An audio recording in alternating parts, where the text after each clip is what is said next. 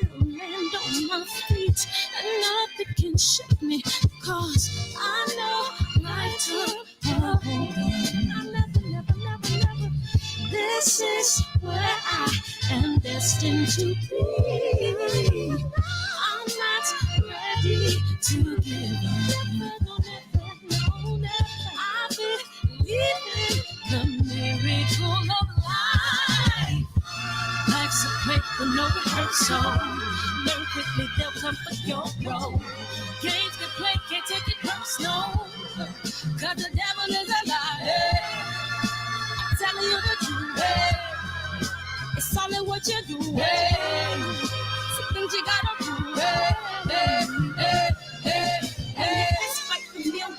Take a second, see the blessing in it. But much expected, much is given. When I made the living, now I'm giving back to children. Never let the power come first before your happiness. Yes, you can be the best if you go the distance. Mix a little sweat with your persistence. You know that the best things are never instant. Just shine, let them see your brilliance. Get up, open up your eyes now. It's the moment of truth. No backing down. We're bringing it through like for the children, it's a given. You gotta give it, be a blessing. This my personal statement. Run the game like I'm aces. Learn to develop patience, determined to be the greatest. Yeah, bobbing and weaving, they changing up like the seasons. Indigenous to the grind, so I do it for all my people. Jabbing the competition, back up against the ropes. She fighting for recognition. I'm fighting just to promote equality where we lack it. Or cancer slowing our road. I'm confident we'll make it. We focus on common goals. Yeah. Give back, give love, giving something away. Never give up, stand tall to fight another day. 2 toes, 2 feet, I stand on the ground. I'm going soon and fight. Life's a play for no rehearsal. Learn quickly, they'll come for your role.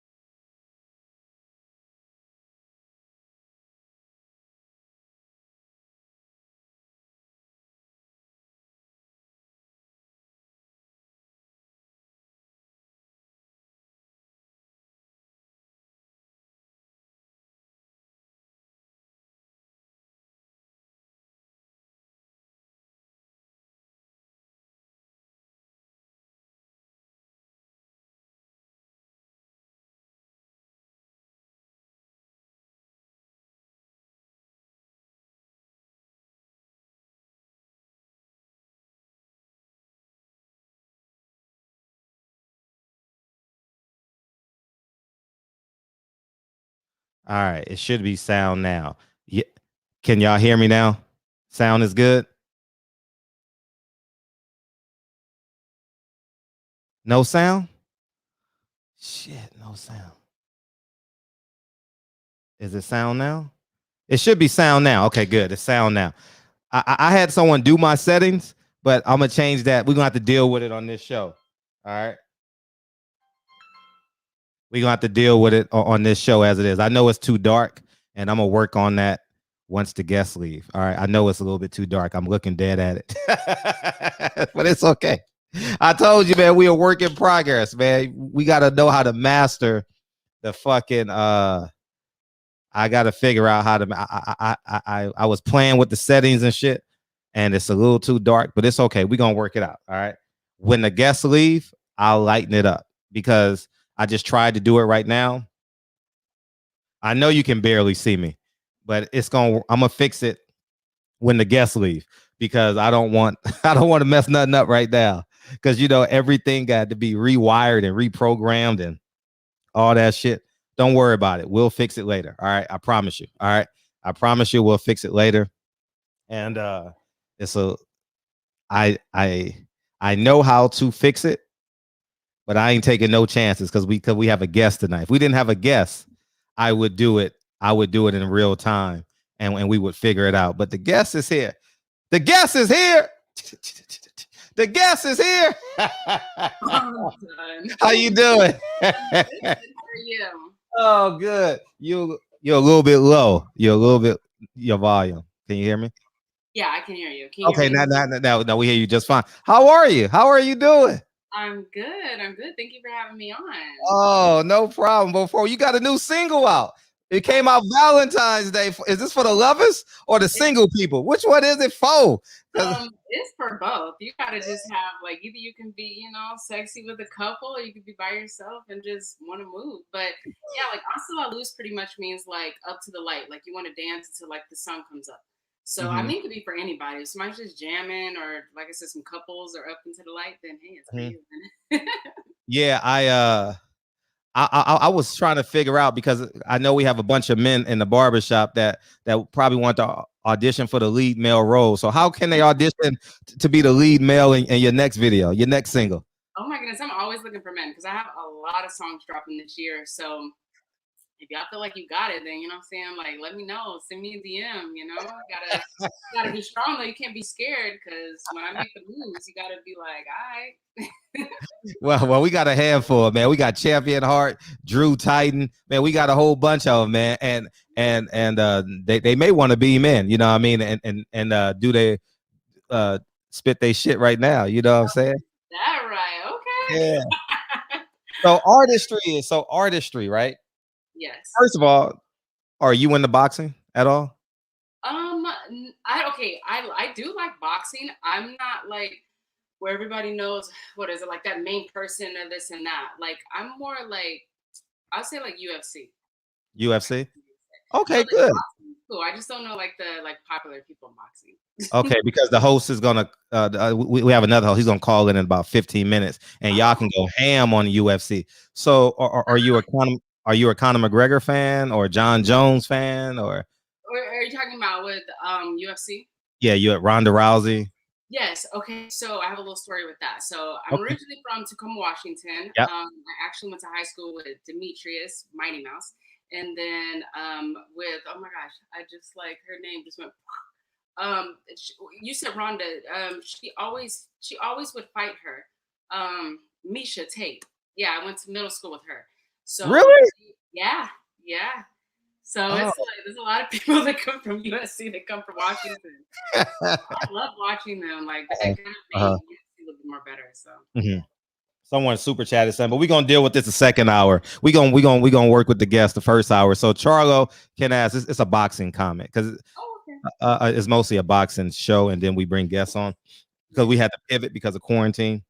No. So we had that. So Charlo can ask, meet him at a catchweight too, or would the money change? Good question. I'll answer that the next hour, Dion, for sure. So Tacoma, why not New York? Why not Miami, Atlanta? What? Okay, so why I'm from Tacoma is because both my parents were in the military. So like my Oh. dad's from Puerto Rico and then my mom's from North Carolina, but they got stationed to Washington, which is like the military base is Fort Lewis, Washington. So Hmm. that's how I was born there. But yeah, and then like I said, with them, I just happened to go to school with them. But a lot of people ask, I'm like, military. There's a lot of military bases out there. Like we don't just float out there. Like it's a lot of military, but it's like 5 military bases. So yeah. Okay. And did you move a lot as a child, or Um, pretty much? kinda. Um, I mean, I was born and raised in Washington, and then I left for like a little bit and moved to Virginia when I was in high school, and then came back to Washington. Lived in Atlanta for a little bit. oh, did you? Yeah, I lived in Atlanta for like when I was like 20, I was like, man, I wanna this is like Tyler Perry days. I was like, I wanna go out there. Like, no. It was no. It was cool, but it was just like not my timing. So then I Uh, came back. But yeah, I've been some places. So okay. How did you like Atlanta? Didn't like it? I loved Atlanta. I loved definitely being like around our people. I love the food. I love like just feeling like I wasn't like standing out. Like, okay, we all like we come from it, but it was I just felt like a little bit how can I explain it? Everywhere you go, people are gonna be trying to like step on you to get to where they need to get to. It's just I feel like a little bit more like punch in Atlanta because it's kind of like all of us is like we all minorities, not everybody there, but it's just like what do you got that stands out besides just having the same color, and it's just a little bit more. So, and when I was like 20, it was just a lot for me at the time. I was like, whoa, Sure. like. So I came back and then ended up coming back here to Los Angeles. So yeah. Uh, and is LA the city of dreams? Oh, I would say I do feel like there's more opportunities here. I have been here for a good amount now of my life. And yeah, I definitely have gotten a lot of opportunities and things have definitely opened up here. So I do feel like it is the land of like opportunity, like dreams, most definitely. But honestly, at the end of the day, like wherever you are now that we're more in like an internet world, you can really be anywhere and make it. Right. And that's the amazing thing of it. But like when I was really, really young, yeah, you had to be in LA, or Atlanta, New York. And it's just like now people go viral and they could be in South Carolina. And it's like and then get moved out here. So it's like Right. it doesn't Right. matter anymore. Right. Do you plan on putting some Gorilla Glue in your hair? Oh no,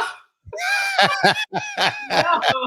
If not, we could do it because we could do it live right now. You know what I mean? We all need to go. We all need to have a. We'll go viral at your experience. At your expense. You know what I'm saying? You said Gorilla Glue. Oh no, child, no. It's crazy. I used to work at a barbershop, Oh. grade also. And when I worked there, I was only female there. So it kind of reminded me of like the barbershop with like I was an Eve or something. Mhm. And yeah, you'd have interesting stories of people coming in. Right. I done seen it all. I had a guy matted up, hair tangled, and he's like, "Hey, you think you can untangle this?" I'm like, "What in the world?" Like I was Right. something out. So when it comes to the hair, now you gotta know what you're doing. I'm not putting nothing crazy in my hair. Uh huh. You're athletic. You talk with your hands a lot. I do. I do. Are you athletic? Used to what? I used to play volleyball. Oh, okay. Pretty good. Setter. Oh yeah. I was the Ru- person that, like, because I'm short, so I Uh-huh. mean I could hit the ball, but I would hit the ball and then I would be the person right by what do you call it? Right by the I don't know. I want to say fence. That is The not the killer. They net. call it There we kills. go. The The net. net. Yeah. Yeah. Uh-huh. I would be the one to like when it would come over. But yeah, the people in the middle they try to have the tallest one. So Yeah. yeah. And, and so overall, what was your goal landing in LA, and how did you foresee it, and how has it changed? Hmm. So I would say like, well, when I left when I was 18. The craziest story is literally I was working at Macy's in the Wow. Tacoma Mall, and I told my mom at 18 I was like I want to go to LA, and my mom was like, "What?" I had like never been out here. I was like, I just want to go out there. So I had got my like last paycheck. I think it was like $300, And I bought a Greyhound ticket and I came out here.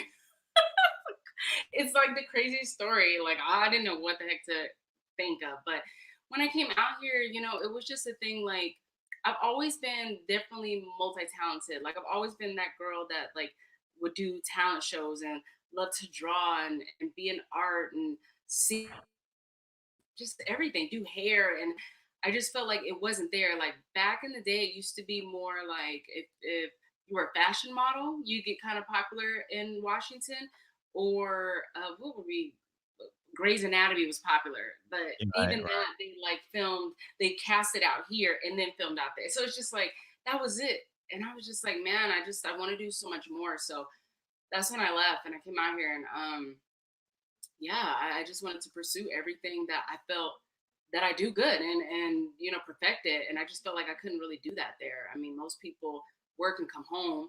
It rains a lot. When I was doing makeup, I'm a certified makeup artist also. Like I do a lot, and people were just looking back home like crazy. Like, oh, wow, you do makeup, like that's cool, and you sing, that's tight. But it's just like, okay, I'm going to my 9 to 5 and coming home. Like, you want to go to the bar, and I'm just like, no. So yeah, that's when it was just the epiphany of like, okay, it's either now or never. If not, then I'm just not gonna do it. So I just went for it.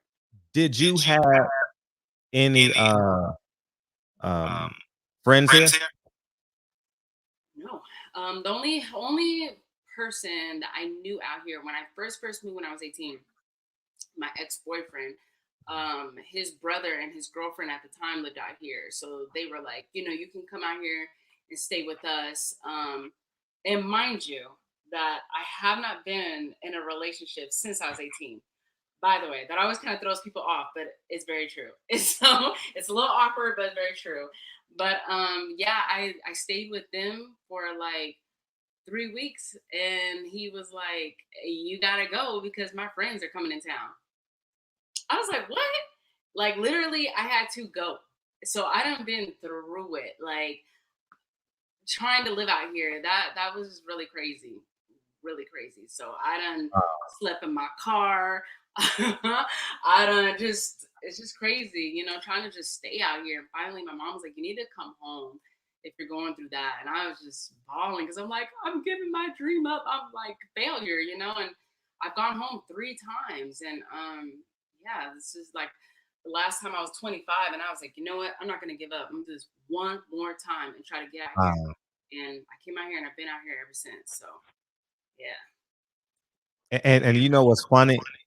We getting an echo. I think is that me? Can you hear me? No, I hear you just fine, but I'm getting an echo. But oh, you know what? You got me on uh speaker. No, I'm on my laptop, but what I can do is turn it down so you're not hearing yourself as much. Okay. Okay, Yeah, can you that's what it is. hear me? Okay. I think so. Probably because I had it so loud, so you're Okay. hearing yourself, but I can Okay. still hear you. And you know what's funny is I uh I was homeless for 2 years with a college degree in Wow. Los Angeles. You know what I mean? So I know those stories all too well, man. Yeah. You know what I mean? Sleeping in the back seats, sleeping at I'll tell you a great story. I used to sleep at LA Fitness parking lot because they opened up at 4:30 in the morning. And I was a school teacher. Imagine being a school teacher, teaching kids, telling them to stay in school, go to college, and the teacher is homeless. Like, you know what I mean? Yeah, and I used to take a shower at 20 LA Fitness because I had a membership at LA Fitness.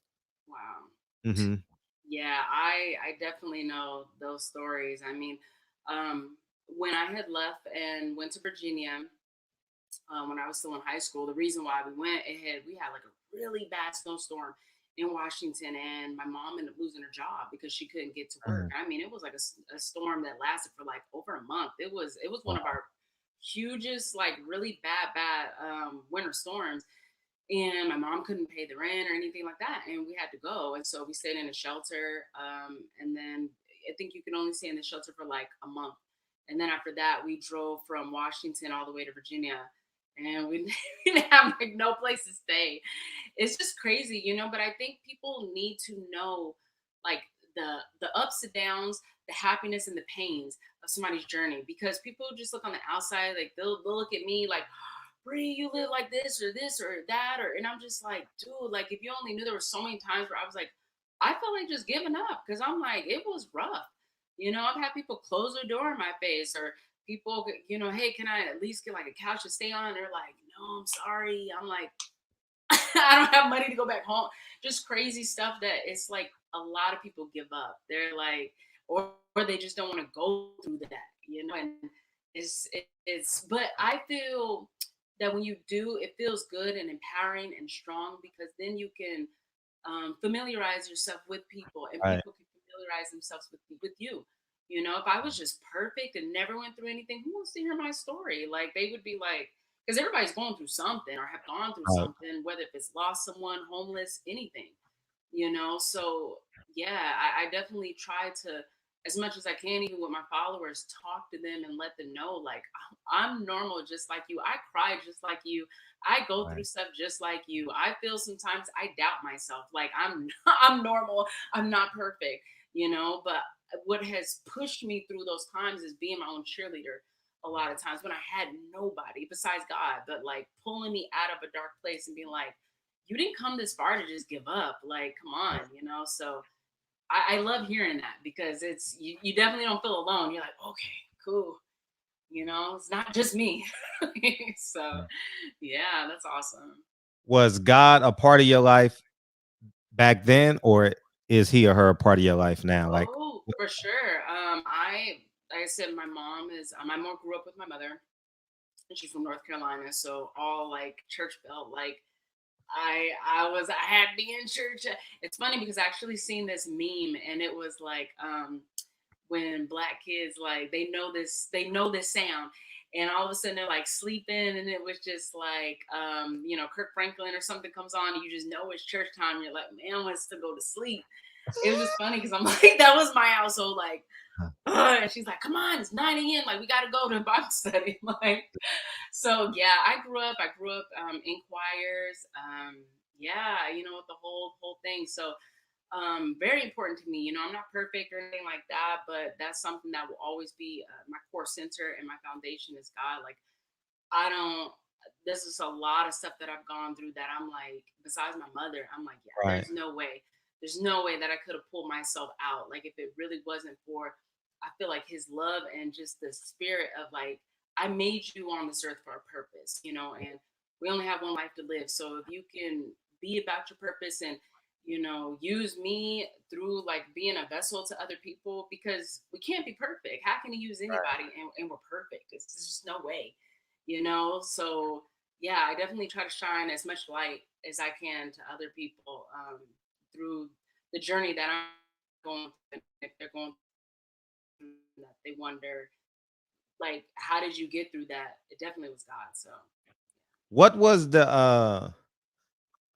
there a turning point, or or a moment that you can pinpoint that was like, you mean like dealing like within my life, like a turning point of yeah, that pushed you forward, like, you know what, I'm gonna make this album, I'm gonna make it in LA, you know? So I feel like okay. So when I told you I've been back home like 3 times. So when I went back home, the third time, I'm like, yo, like I worked at the post office. I was working in this warehouse, lifting big old boxes on pallets, like just crazy stuff. And like I remember my boss was like, I was talking to one of my coworkers, and he's like, hey, shh, right there. I'm like, you know what? I was just like, dude, I'm so much more talented than just like, and there's nothing against people working, definitely, because I worked a lot of 9 to 5s. But I was just like, yo, this cannot be my life for like years on years. Like, I can't even talk to my coworker. We're working like graveyard shift, and right there, I was just like, I got to do something to get my butt back to LA, point blank, period. And everybody was laughing at me. They're just like, you're gonna go back to LA? What's in LA? Like, you can be making $20 an hour if you stay here. You can retire. I was Mm, just like, man, it's just not. I just felt in my spirit. It's very hard to explain to some people who don't get it, when it's like when you have something that's burning inside of you. there's no stopping it. You can't really explain, but just like, I don't know what's at the end of the tunnel, but it's like, I gotta get to it and I cannot just let it just sit. So I just worked really hard and I saved my money and yeah, I just came back out here. Now, the crazy little turn part about it though Uh-huh. is when I did come back out here, I take care of my mother, by the way. Uh-huh. So this time I moved her out here the third time.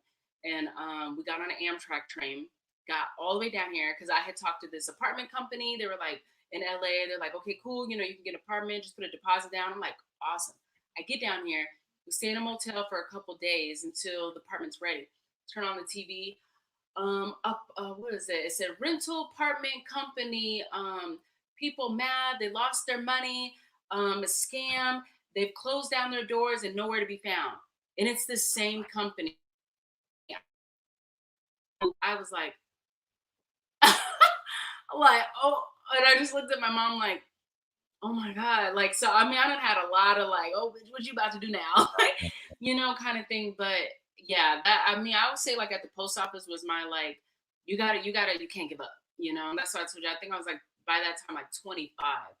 And that's when I just pushed to come down here. So yeah, that was a little crazy with that story. I had to it's just crazy. But anyways, yeah, so that was like my pivotal point. Like, do it, and now I'll be 34 in July. So it's been a long little road, but it's like I look back and I'm like, wow, man, I don't know how I did that at 18, just leaving. But it's like I'm glad I didn't give up. Because now at this point, now I feel like I know who I am.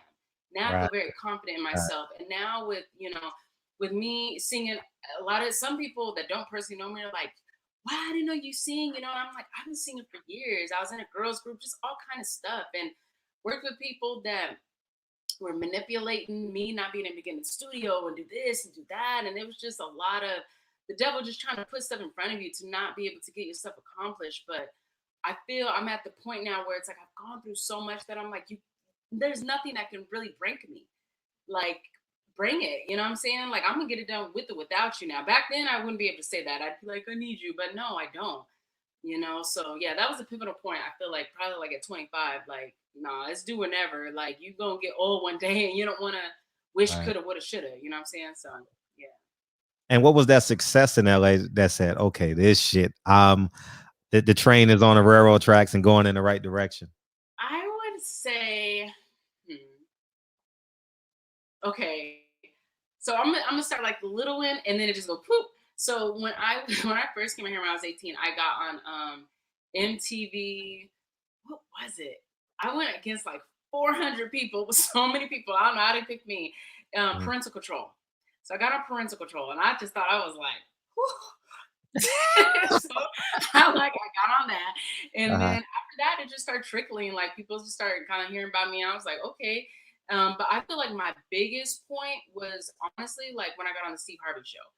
That was Love just that. like, oh, we done took it to a whole nother level now. Like, I mean, it was like some I just felt like just sitting there, it was like what came over me was like, you can see yourself doing this. Right. Like you belong here. Like you belong like on a different level of just not like being behind the scenes, And I mean, even with that, people are like, oh my God, you're talking to Steve Harvey. And when you see the actual segment, I'm real chill, but I was sweating bullets on the inside because I'm like, dude, I love me some Steve Harvey, but I'm like, but it's like, don't act like you won't ever be to this point. So Right. I had to just play it pretty chill. But yeah, that was just a pivotal point. Like, man, and I mean he had people on there, singing, cooking, and I'm just like, dude, it's just a matter of time. So yeah, that to me was like my I felt like my little success, like just pivotal point. So Okay. And that was a dating show, or was it? when he It had it was like me and some others. It was for it was called Steve's Dating Pool. Yeah. And so I could, because like I said, I've been single for so long. So they had me on there and yeah, just talking to him. I was just like, it's kind of funny. So because I love, I'm a chef. I love to cook. Yeah, we're gonna get I there. ate 200 my cookies and cream cookies, and gave it to all the staff, and they smashed it. I was just like, yo, I just felt myself was like, Made all these cookies for everybody and they ate all of them. But I was just like, just being on stage, man, I was just like, gosh, I can't wait to like just be able, definitely not with dating, but like, you know, really, really be on here. But yeah, it was for dating though. That's quite interesting at the How time. did that go? How did that go? Is it real, or you just do Yeah, the no, show and you actually go on a well, date? I mean, I was on there, it was real. But the dudes, it was a little different. Like, they said, you know, they're looking for love and stuff like that. And but like I ended up finding out one of them was on the Bachelorette. I'm like, yo, like, mm-mm. And then one of them, I found out that he was like in radio, like broadcasting. So I was like, okay, you trying to be seen. And then the last one was a model. I found out. I was like, yo, and like when Steve was asking them, like, so you know, if you had like a weekend, like, what would you plan for Brian? And they were like, I'll probably like sit at home, watch football, and then weekend. And he was like, everything you just said, you didn't even say for her. Like, what would you do with? And I was just like, yo, like, what? How old are we? Like, why is dating so hard right now? Like, what? So when you see the segment, Steve's like, so who you gonna pick? I'm like, like, yo, you don't want to hear my true answer because it ain't nobody. But I was just like, I gotta pick somebody. So I was like, it's just so funny because I can't hide facial expressions. So when people be laughing when they see it, because when he asks me, I'm like, I'm like, do I gotta pick somebody? But yeah, that was a funny segment. So Hmm. How was and what tips did Steve Harvey give you in terms of dating? he was like to pick someone that, but that was hard because, like I said, none of them said anything that I felt anything with. But overall, he was like, you know, pick someone that you see yourself with and that they see themselves with you, that they're already putting themselves out there, like saying what they would do with you already. Like if they're already outing you, then they don't see themselves with you. And like I said, when he said that, none of them had said anything that really involved me. So I was just like, but that was an advice, you know, and it is true. Like a lot of times, I just feel like we're grown. Like if people can't automatically know, like I see myself on a date with you, or I see myself going to the beach with you, or I see like if you really don't see that, then I'm not gonna waste time. Like I'd rather be single than just BSing it around. I just feel like, especially out here in LA, it's very hard. It's very it's very Yeah, hard to I date. bet. I bet. So You don't have the chat, the comment section open, huh? no. Where it says live comment. You see it? Um, I just On the right? see what I don't, oh, private chat. No, not private chat. The Oh, other one. The one that's not. comments. Yeah, comment. Yeah, so you can see the comments. The people are Oh, people. Oh yeah, I'm it's sorry, going. y'all. Oh I yeah, just been yapping. Y'all yeah, haven't yeah. answered. Yeah. Because Reggie Owen said Steve Harvey told you to think like a man. That was pretty funny. Nah, for real. Nowadays, I don't play. You gotta come with it. You ain't got to boss me up. And So, on top of that, I just have to put that out there because people be trying to get females with some food. I mhm. cook first and foremost. I'm a chef. So And that was my next transition. So take your time with it. Yeah. go ahead. Go ahead. What was you gonna say? No, chef. No. How did you born that way, Oh, or culinary school? so it's so funny now that I see comments. 'Cause Oh I'm like, yeah, now they coming. They oh, coming. I didn't even know people were saying stuff. Mhm. But so my grandfather on my mom's side was an executive chef in the Navy, I think Navy or Air Force. And then my cousin, who passed away a couple years ago, but he was executive chef at Universal Studios. So he had moved out here from the East Coast, and yeah, I became the head chef at Universal Studios. I'm so proud of him. And yeah, it just runs in my family. I mean, my mom cooks, and I say like, how long has it been? It's been like over 10 years now that I've been like professionally cooking. And I'm actually right now, like it's been like a year, I've been with a private chef company called Serve, and I do private chefing for them. So I do that outside of singing. I just Valentine's Day cooked for a client this big meal for them, and yeah, man, I still put on a little, my chef coat and pull my hair back and get it in. So yeah, but Are you self yeah, taught? when it comes to that, like I honestly like when it comes to men too, like they gotta I'm just not the kind that I'm gonna use anybody to go get something to eat because I can cook my own stuff. So it's like, what else do you bring besides like, let me take you for some drinks and dinner? Can you even cook? Like I people, I don't know. I'm just not like, some females might be like, shoot, it's a free meal, but I'm like, I don't care. I'll be at home. You know what I'm saying? So that'd be it. But yeah, I've been cooking for a good minute. So and then also, actually speaking of that, I started my own company about like 7 years ago now, called Gourmet Salads Cafe. It's all gourmet salads, smoothies, pasta dishes, more for people that like to eat more healthy, vegan, and everything like that. So started my own business.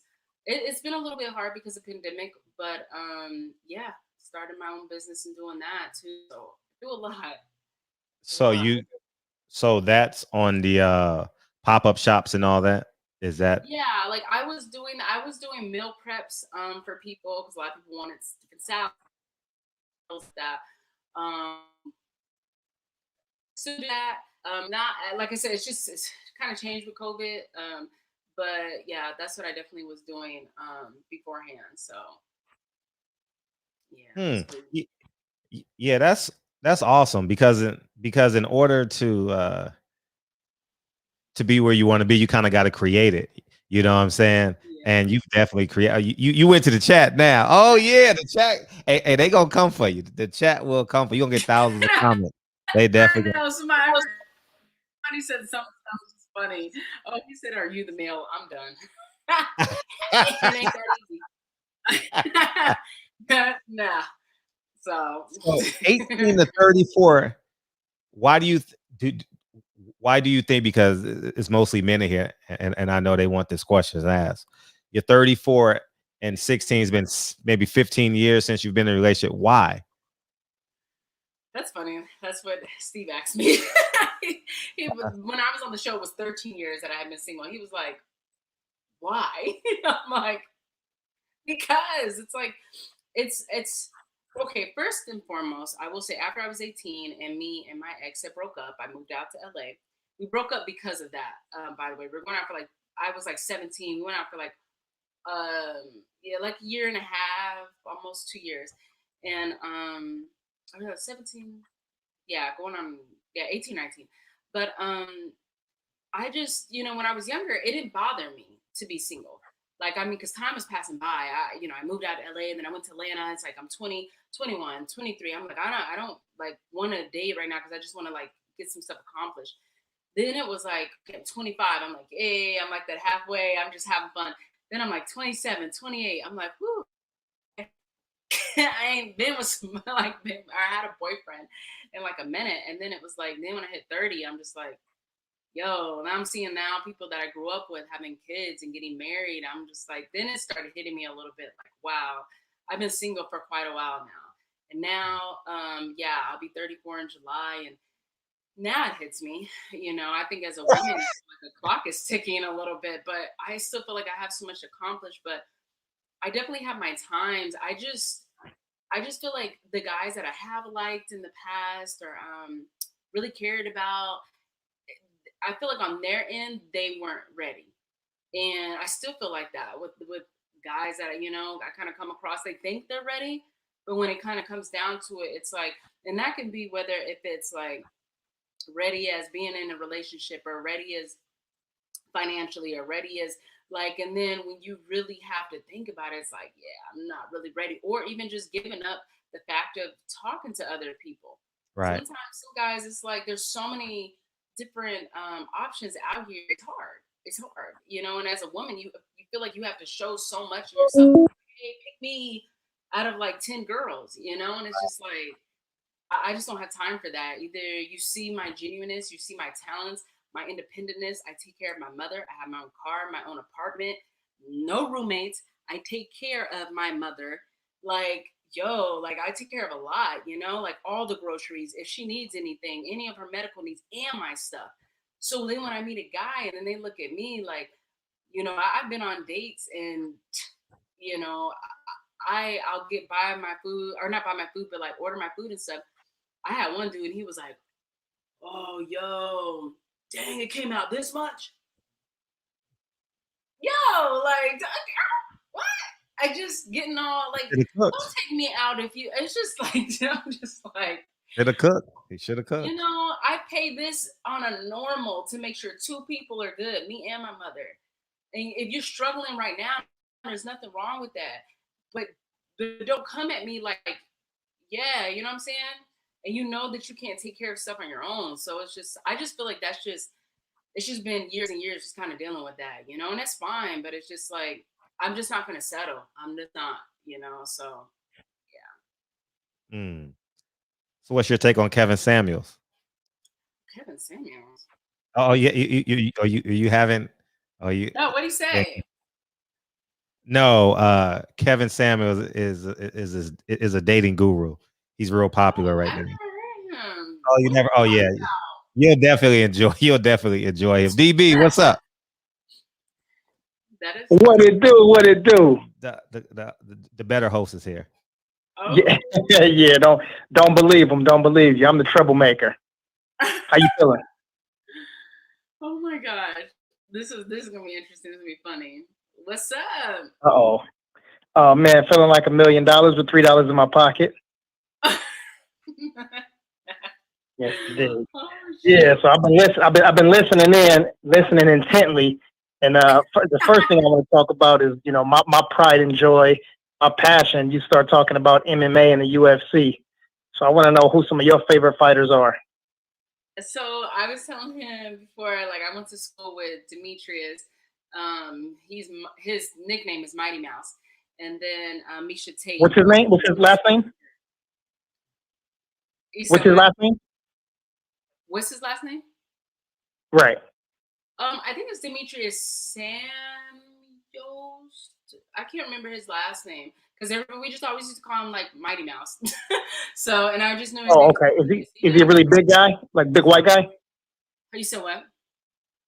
Is he a really big white guy? No, he's a tiny, short black dude that's bald. And that's why they call him Mighty Mouse, because he's tiny, but he is strong. He's been strong for the longest. They used to always win his matches in high school. So, but now he's in UFC. He's won almost every match. He's killer. Oh wow! Okay. You never heard of I gotta look this dude up. Yes, look him up. He be crushing it. And then Misha Tate, she always would go against. I was telling him Ronda.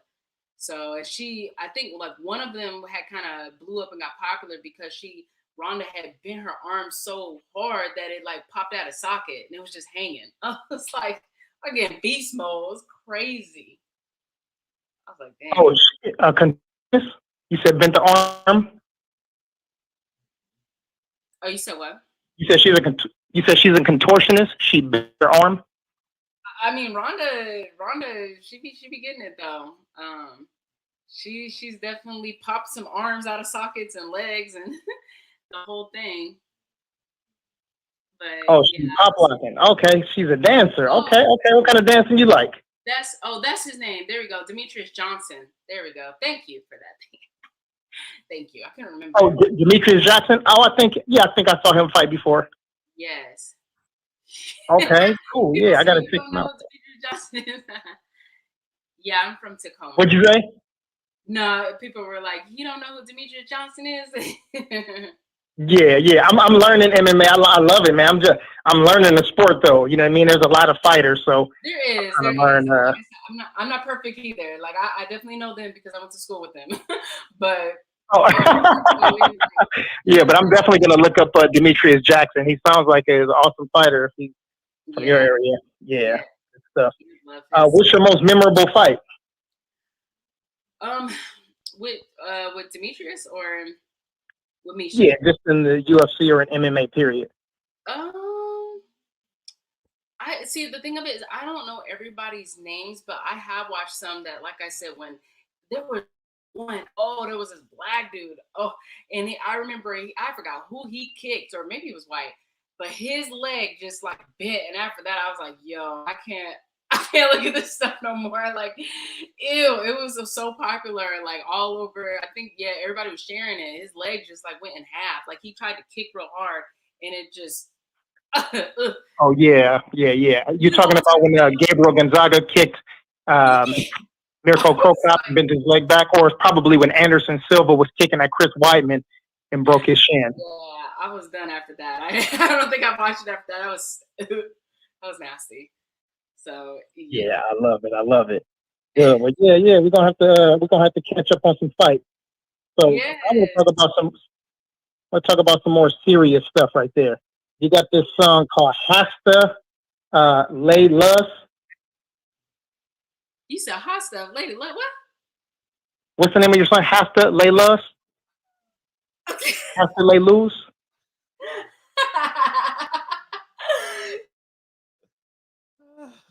How do you say that song? Hasta Lay Loose? Hasta La Luz.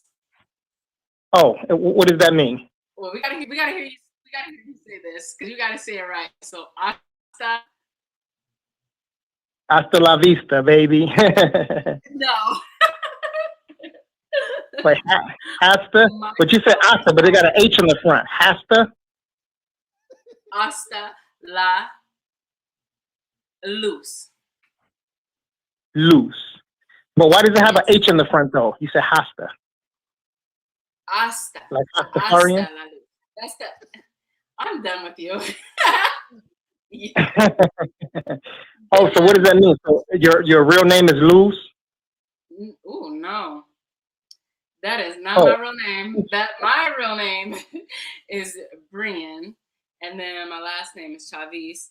But I pretty much my artist name is my last name. I just put it like a double I onto it. So. Okay. But why are you singing about Luz? Who is she? No, Hasta La Luz means like until the sun comes up. So it's like look at you. That sounds freaky. It's like I mean, it's like dancing until like the sun comes up, and then you're wanting like that person that you're dancing until the sun comes up to come into your world. You know, like come into your vibe, your motion. And I mean, when you dance, it's kind of like for that moment you become one. You know, like your energies exchange. So that's kind of why I made the song to have that vibe. Because I mean, we've all had that. You know, I've been out and little person I've like danced with, I'm like, you know, kind of feeling the vibe, we're all extra close and everything. And to, you know, well, at least in Miami, out here in LA, not really, but Miami, you know, they stay open until like 4, 5, 6, 7, 8 a.m. So yeah, you can definitely dance into the sunlight. But yeah, that's why I kind of wrote it, you know. So do you get your inspiration from what kind of music? Do you like a salsa, cumbia, merengue, punta, reggaeton? Like what do you usually like? So I grew up with all that. And yeah, I mean I get my inspiration like from different people. Like it's like a mixture because I mean I love my Spanish music and I love my R&B also, my soul. So I mean all the way from like Aaliyah, Left Eye, Brandy, all that, and then you mix it into I love Selena, Karol G, Becky G, J Balvin, like all that, and Joelle Randy, like all that kind of stuff. That is just like when I would go to the clubs when I was young, they would have a mixture. They'd have upstairs Latin, downstairs R&B, hip hop. So I just love the mixture, and I was just like, you know, I have the different music that I have coming out, like I want it to be where it's like a fusion of them. I have a soft sound where it can definitely be R&B, but then it's just like I like to mix in the Spanglish in there too to kind of bring within both of those cultures, you know, with it. So yeah, I try to mix it. But I mean, the more music that I have come out, I kind of like tweaking my sound just a little bit so people can kind of feel. But yeah. You said tweakers love your sound? No, I said. I said I'm gonna like tweak my sound like a little bit. Like I have some songs that have like R&B and that I'm gonna be doing like R&B. I have some that I've done some EDM. I'm just trying to see like what the people like a little bit per se, and I have my Spanish, which I wanted it to be where that side of me people can feel also. So yeah, it's just a mixture of everything, and like I said, with Hasta La Luz, when I'm singing, I just wanted it to be very smooth and very subtle when I think of when I'm singing to someone. So yeah. Mm. So when you go dancing, do you like to dance more of like salsa or bachata, or do you consider yourself a salsera or bachatera? I love to dance. Okay, my favorite dance is bachata. I love bachata. Yes, and salsa. I have to be in the mood for that because I can't drink and do salsa. Because one time I did that, and then I was dancing with a really, really good person that did salsa, and he was like spinning me around so much. I was like, I'm about to get sick. I was like, so like most of the time bachata because it's just very sensual, and then you can just have fun and do your thing. And then I mean, reggaeton for sure if you're trying to, get your little bumpy grind on. So yeah. Dang, you said that. It sounded like a lawnmower. You said reggaeton. Start the car, start the lawnmower. Yeah, Yeah. bump to it. I like actually there's like one song that I have and I'm like, it's kind of like, well, it's a little loud, but it's like I like doing like stuff like that. but yeah, like Yeah. I feel like when it comes to, dancing, like you gotta know what you're doing though. Like I can't do bachata if somebody's never done bachata because then they're just bouncing me all over the place and it's just not fun, So you have to go places that people know how to dance pretty much. Yeah. So this is a single that's out right now. So what's your favorite bar? What's your favorite line from that song? Hasta La Luz. Yes, Hasta La Luz. I would say I really like. Okay, so when I was like recording this song, like, and because it's me and another co-writer that wrote it, and we were kind of bouncing back and forth with each other. And when he asked me, like, like when you're thinking of this and you're with this guy, like, what are you thinking of? And I was just like, come into my world. I really love that, and I just close my eyes, like the lights are low, and I love that part. I love, besides Hasta La Luz, apparently, but I love coming to my world, just how it just, I don't know, you're just bringing that person into your world. And I mean, that's to me a strong, definitely a strong kind of thing. And then also, where I say, treat you like the king that you're meant to be. Like, uh, I want men to feel like with that song, like, to feel like the king that they are, So everybody has that in them, just like every woman has a queen in them. It's just now exuding it and finding that out, and then meeting someone that brings that out of you, So when I say that, like, treat you like the king that you're meant to be, like, I love that. Besides the come into my world, so yeah, those are my favorite lines. Yeah, but you said them in English though. Can you say them in Mexican, or can you say those lines in Puerto Rican?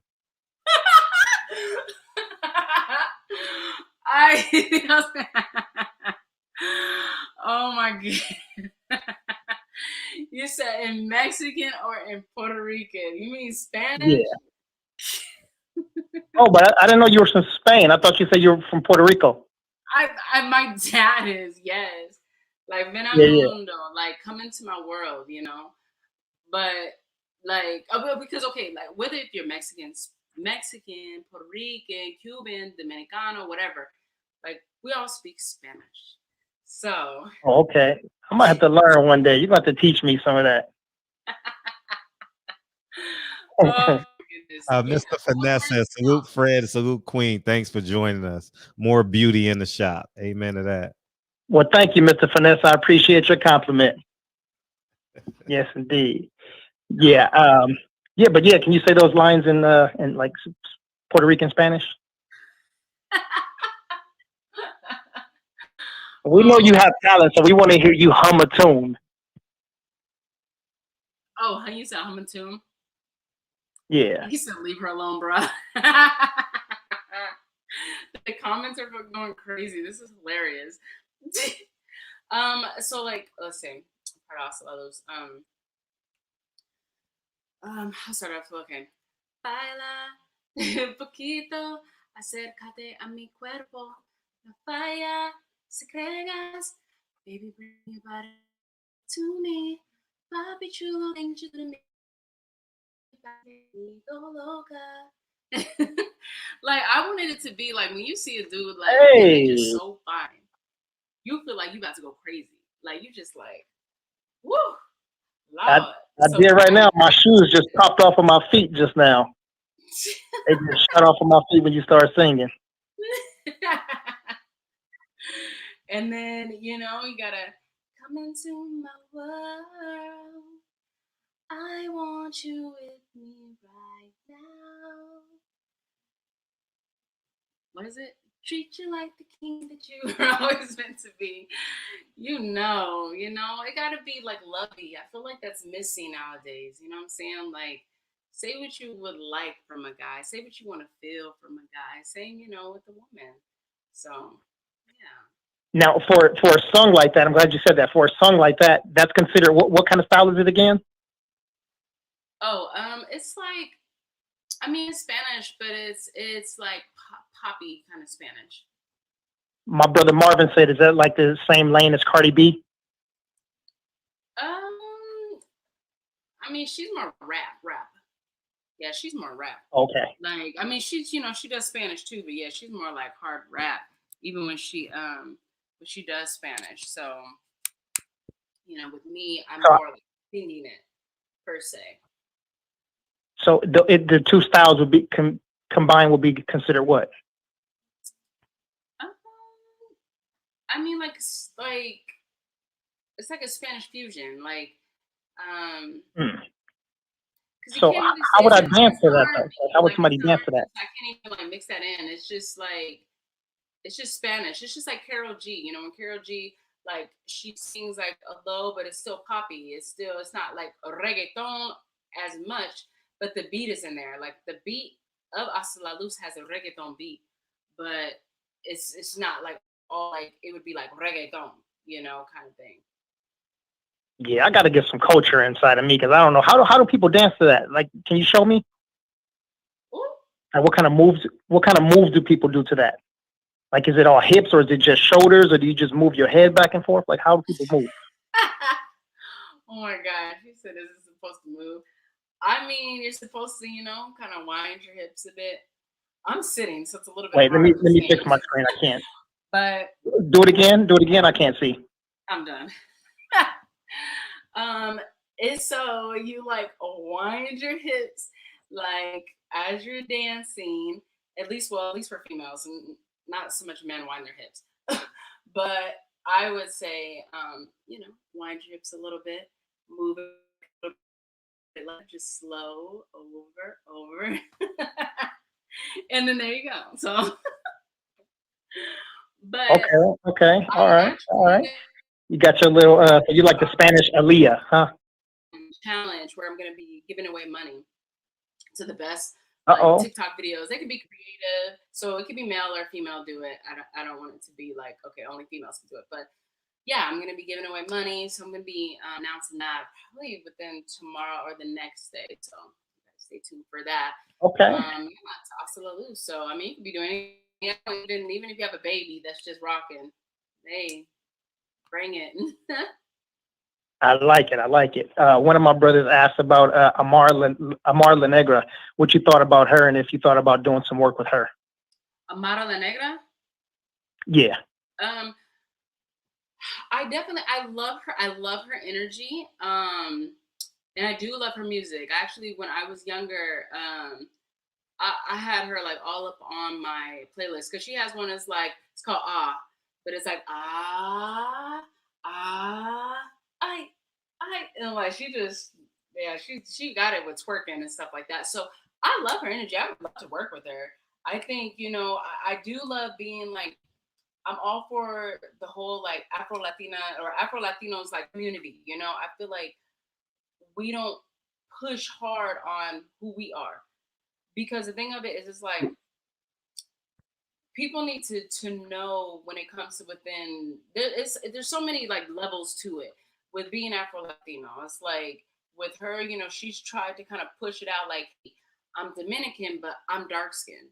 And there's a lot of us, and it's like we might not look what people feel like look like a Dominican.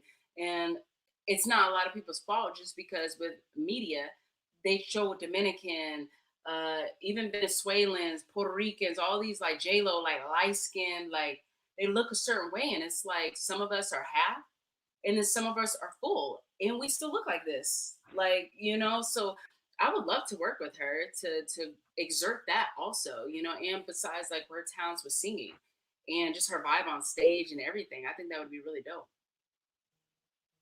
Yeah. So, you like Central Americans, like Beliceños and Nicaraguenses, like those are Afro Latinos too, huh? Oh yeah, I mean, a lot of my friends are from Honduras, Venezuela, and they're my color or darker.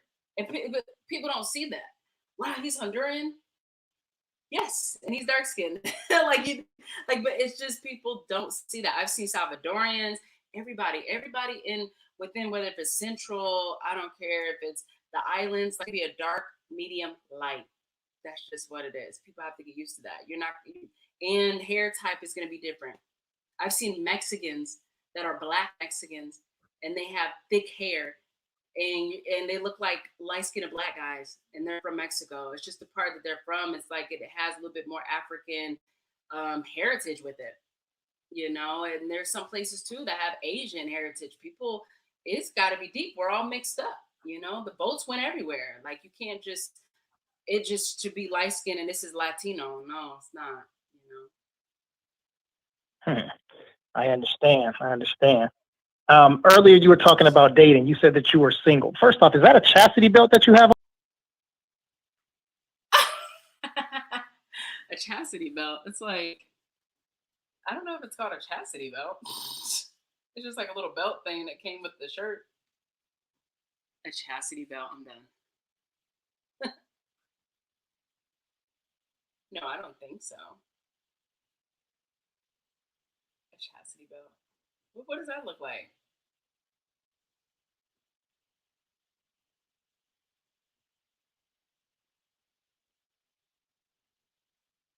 Where everybody at? I'm seeing where everybody at.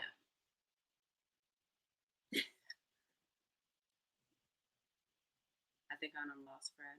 Oh, you can't hear him, huh? No. Oh, she couldn't hear you. I'm sorry because I tried to go off screen, but that was okay. Sorry. Go ahead. No, you're fine. Oh no. I said, is that the BDSM stuff? I said, do you like that? Are you into BDSM? The bondage, I don't like anything that hurts. You ain't about to be whipping and slapping me, pinching me. I don't like that. What about you doing the pinching and slapping? I don't like people hurting. No, what about you doing the pinching and slapping? You gotta be feeling good, or if stuff ain't feeling good, then we ain't doing it. No. But what if you're the one inflicting the pain? I knew some girls though that actually like to like step on people and stuff. I just can't do that. No. 50 Shades. Somebody said 50 Shades. I'm done. Those are tattoos. Okay. Yeah, these are. I actually have a tattoo appointment tomorrow to fill this space in. So if you guys can see, I got Nipsey. And then I got Kobe's Mamba. Wow. With Mamba mentality. And then I got Puerto Rican flag with Africa. And then a mic with the Widow Spider. With my music notes on the side. So tomorrow I'm going to finish up my sleeve.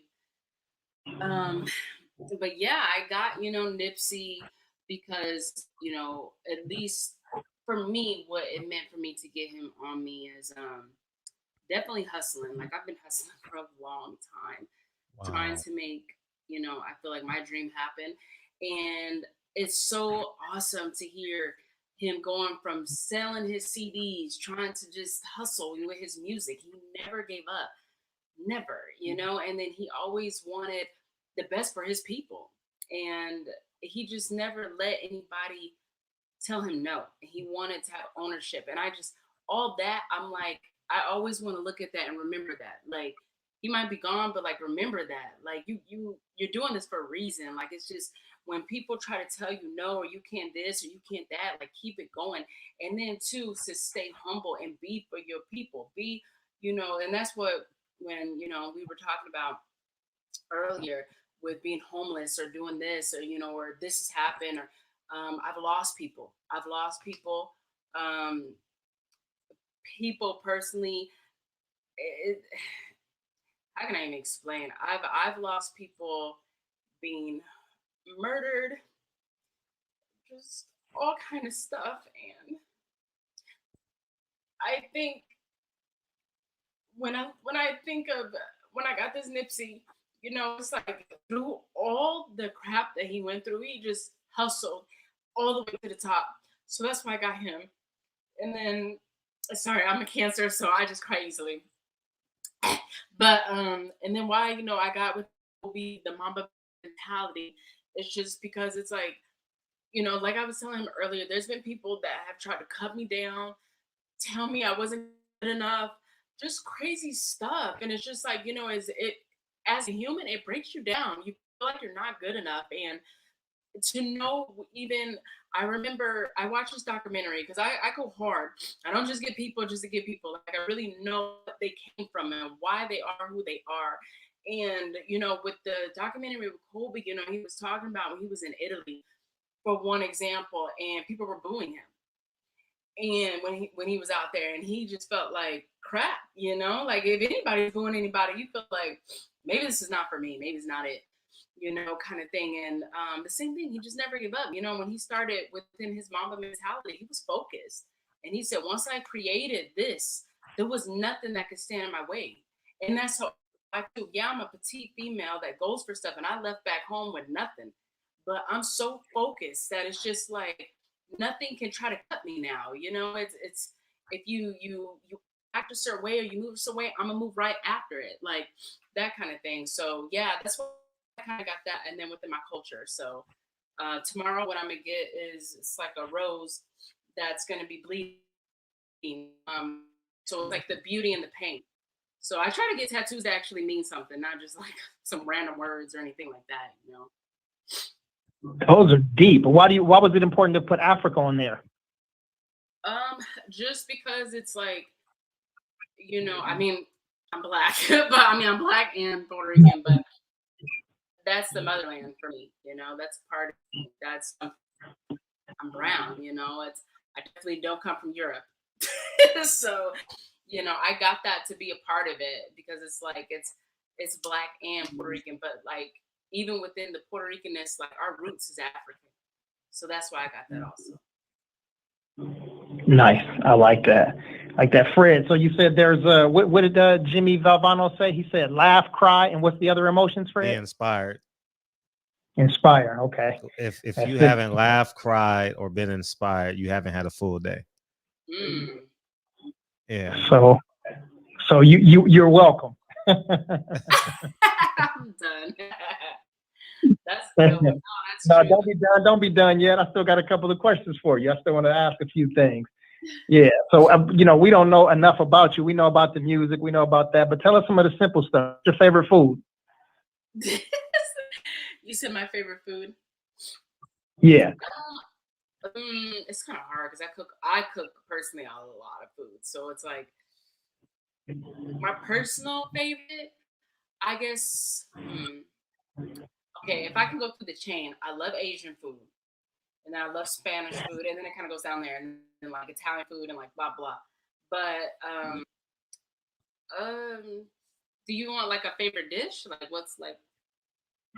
Yeah, because Asians, that can be Filipino, it could be Thai, it could be Japanese, Chinese, Korean, it could be Cambodian. So that's a wide range. So like, what are the dishes that you like? You like mango with sticky rice. What's your thing? So I love Asian food. I would say lumpia. I love Filipino food. I love lumpia. I love glass noodles. That is my shit. I love it. And then what else? I just love like all that food. Like I remember when I was like in second grade, we had what was it? I don't know if it was like called International Day, or yeah, that was called International Day. So everybody brought all these different foods, and I remember I was just like, man, the Samoans brought food, Filipinos brought food, Ethiopians brought food, like because it's very diverse back home. But I love all kind of food. Like I've had some good Korean food. Like I love Asian food, but yeah. Now, if you ask me what my favorite dish to cook, that's a little different story. Yeah, that was the next one. Go ahead and tell us. We need to know. I was trying to. I know last time I was kind of not even looking at the questions. So my favorite dish to cook. Okay, this is like one of my favorites. So pretty much it's salmon with salmon, and I do my special Parmesan smoked salmon creamy sauce. That. That do and then my lemon pepper Brussels sprouts. I love doing that on the side, and then sauteed kale with bell peppers. That's like one of my favorite dishes. Look at you, fancy. You fancy, huh? Okay. What's your favorite color? Oh, she froze. You're gonna have to come out and come back in. Yeah, that's what she said. Hello. She'll come back out and come back in. Yeah. My favorite dish is lady on a plate. I'll post it when she come back in here. I'll do you a solid, Reg. I'll do you a solid. I'll wait till she bring that in. But yeah. What's up, DB? Hey, L Boogie. Oh man, you know, slow motion in the ocean, man. Try to get my Spanish game up. You know what I mean? So I respect that. Hey, PPD, tell her to beam back in when she can. L Boogie said, "Is Fred asleep?" No, I just know when to shut up. Hey, what you want me to ask him? Did you hear the new evidence on Malcolm X? Man, you know what I mean? You know Michael Thompson to be here Thursday. Like, what do you want me to say? Hey, Adrian Broner did 304,000. What do you want me to say? Hey, by the way, we got a message for you, Bree. My favorite, Reggie Owens says, Reggie Owens says my favorite dish is lady on a plate. Oh, yeah. Oh, you know what? No, I didn't say that. Red said that. You know what? Take your phone off Wi-Fi. You said he said that? Take your phone off Wi-Fi. Okay. Yeah, if you take your phone off Wi-Fi, it should work. Can you see me? Oh, way better now. Way better. Okay. So I had to get on my phone too because my laptop is being kind of stupid. Okay, yeah. Okay, ain't no thing. So yeah, we got the foods, right? We said some lumpia. Okay, cool. And your favorite color? I love anything pastel. I love like light blues. Yeah, like light colors, light blues, light purples, fuchsia, kind of girly. Okay, I like it. What's your favorite city? My favorite what? City. I would say Miami. I really do like Miami. Okay. That one's it's a fun little. I mean, okay, well, wait. Do you mean in LA, like California, or you mean just anywhere? Yeah, anywhere. Okay, yeah, Miami. California's gotta be LA, of course, right? That's a given, right? Yeah. Okay. Well, yeah, Miami. I'm saying Miami.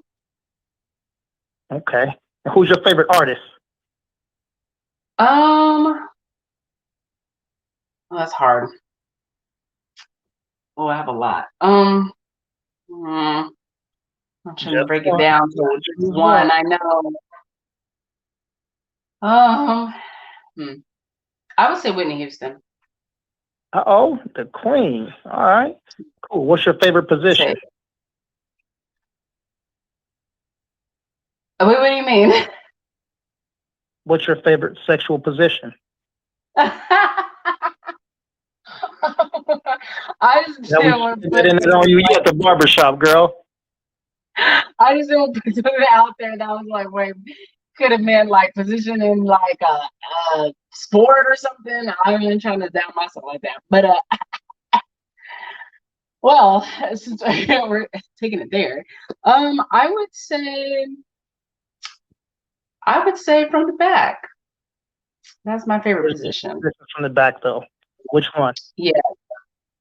Oh, wait, which one? There's only one way to go. Oh, I mean the regular way. Reverse cowgirl. You know what I'm saying? You could be it could be doggy style. You know what I mean? It could be doggy style. It could be the water heater. What? Yo, water. What is that? What is the water heater? The water heater? Yeah. I can't be saying all that on the internet. I'm gonna get myself in trouble. We're gonna get this show shut down. You know what I mean? I ain't no water heater. That's a new one. Yeah, I would just say just a regular doggy style. I don't know what the water heater is, yo. Okay. So earlier you mentioned too that you were single. You said it was by choice. So what's been happening on these dates? What have these guys been saying and doing? Okay, so I'm gonna tell you one story. So this was last year when they had the patios open again, but this was like, but then they shut it down. But this is before that shutdown happened. The patios again were open. So I went on this one day, and what was it? So we get there, and he's like, I had never been to the restaurant, and so I'm looking, and the woman comes, and she's like, okay, what can I get for you?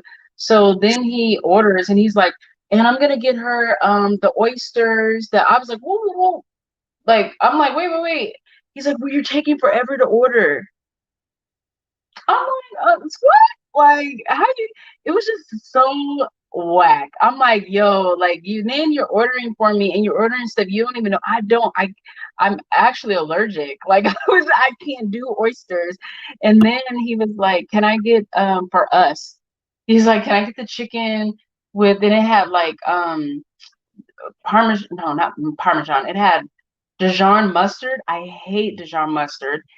And I was like, oh, I don't like. And then he was just like, yeah, we'll get that. He was like, and we're good. I'm like, yo, like, what? It was just, I can't. So that was the last date that I went on. I was like, no, I just can't. So, yeah. YG? You said what? Do you like YG? Did I like YG? Do I like YG, like as an artist? Yeah, because you said you don't like you said you don't like mustard on a beat. Oh.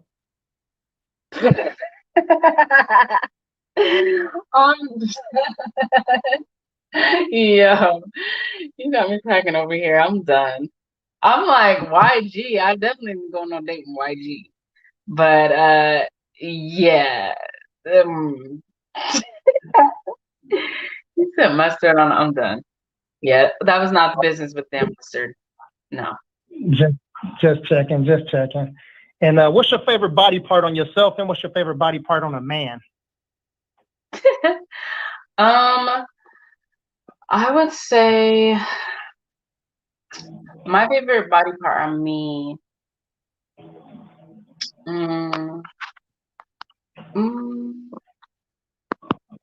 I guess I feel like my ass, and then I feel like on a guy, I love their physique up top. Like if it's just like it's just manly looking, like it just sits out. Like I like that. I guess yeah. Somebody has like a nice chest. Okay.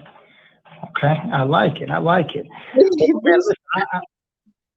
I think we could spend hours and hours, having great conversation. We're in the barbershop, so, there's no censorship and there's no limitations. But I think we have to save some for your next visit. So after you drop your next single, we got to have you to come back in the shop and spend some time with us. But before you go, what do you want to leave the people with? You know, what's your mic drop? Oh, my mic drop.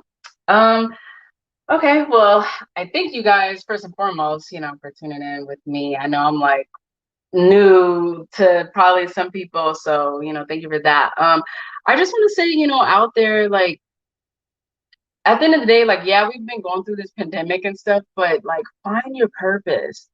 Find your purpose and just go with it. Like honestly, you know, for a while, like I wasn't singing. Like I recorded stuff, but I was like, I'm just not just go for it. Whatever you feel that you might feel like, what if it don't just go for it. Like this time is giving us so much time to figure out ourselves and what we want in life. And I don't care if it's painting, just go for it. And no, you know, hopefully being in this combo and this live and everything in this interview to just know like you're not alone, you know, whatever you're going through. And yeah, man, just you see where I got Nipsey and stuff, feel inspired, feel good. And I thank you again, you know, for joining. And I can't wait to hopefully talk to you guys soon. I'll be coming out with another single, probably like late March, early April. So I'll be dropping another music video and everything like that. So we will definitely tune in and talk, you know what I'm saying? Yeah. So thank you guys so much. And you know what I'm saying? That's my mic drop. Yeah. Literally, mic drop. We're giving you a round of applause. You get a round of applause. Hey, you know, one thing is we got to have you come back, do a show, and we got to do a dating show. Let's do a dating show. Oh my gosh. I'll pay for the date. You're gonna have me look just like how I did with this. No, I'm just saying. And do you care where they live? Because we got thousands. I have thousands of subscribers all over America. Or they got to Oh my God. No, I don't care. I feel like nowadays. Okay, you can do Zoom, right? It's quarantine. You'd be surprised. Yeah, you'd be surprised. Yeah, that'll be fun. And we'll use that to push people to your album too. You know what I mean? Or to your next song. Yes. Gotta do it like different area codes. Yeah. Area codes. Hey, she wide open now, DB. She wide open.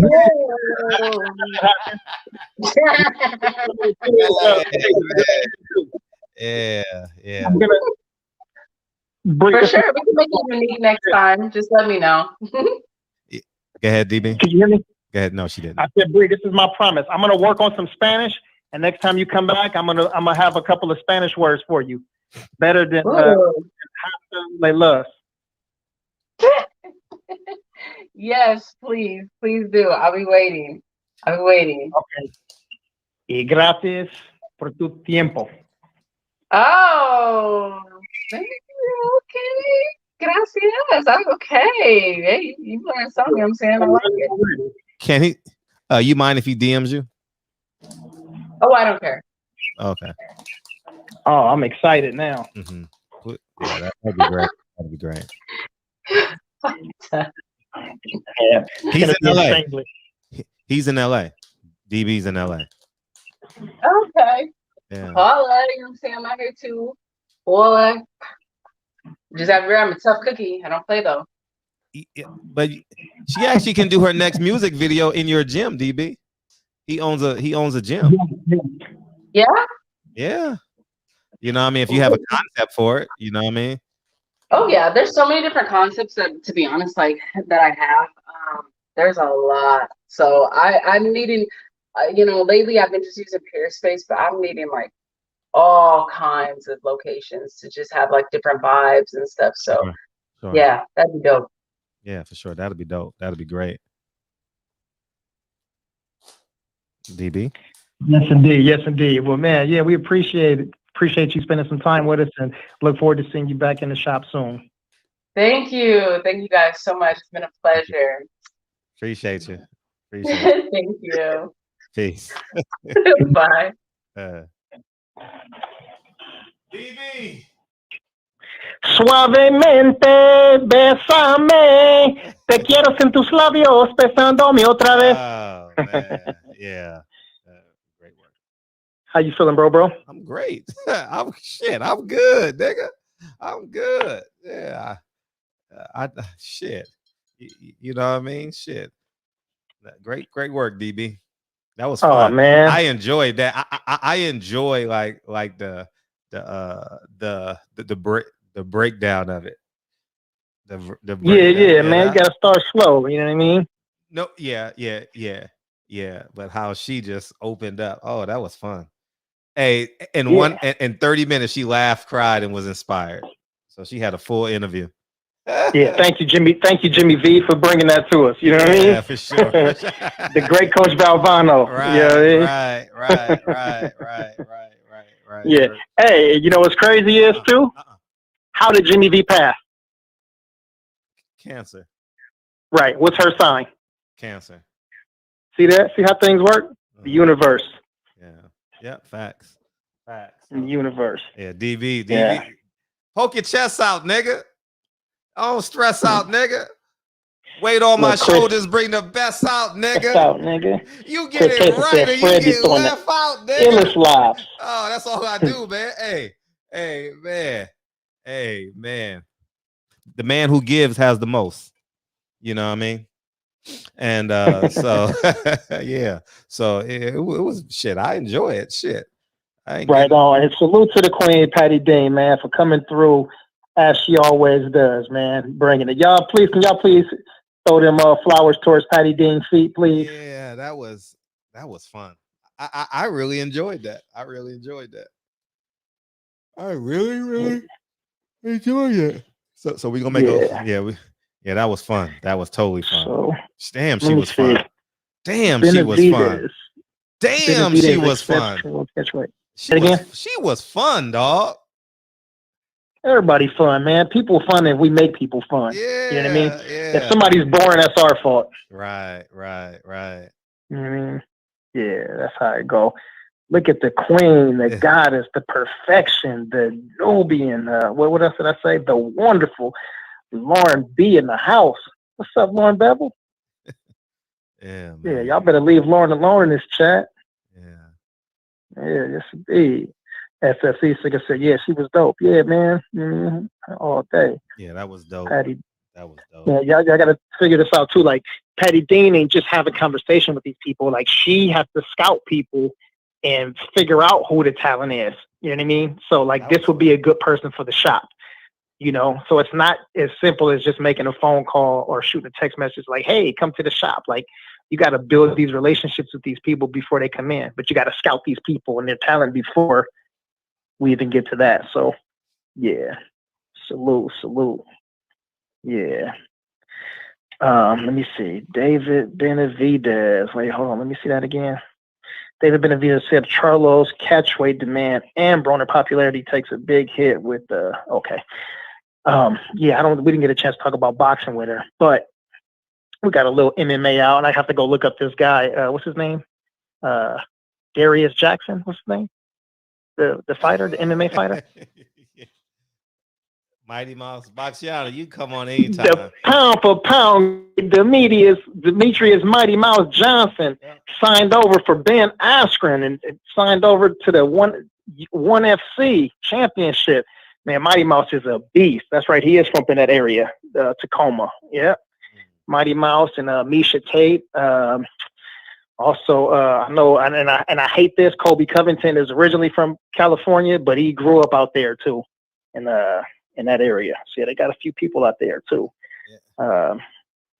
They got some talent that came from out of there. As a matter of fact, who else is out there in Washington? Somebody. But anyway, yeah, we got a little MMA to get off. You know what I'm saying? Had a couple of dudes in the chat. They was like, this dude is dumb. He's slow. He don't know Demetrius Johnson. I'm trying to learn, man. You know what I mean? Look at S. He said Johnson. A Rude TG said Bellator is going to take over.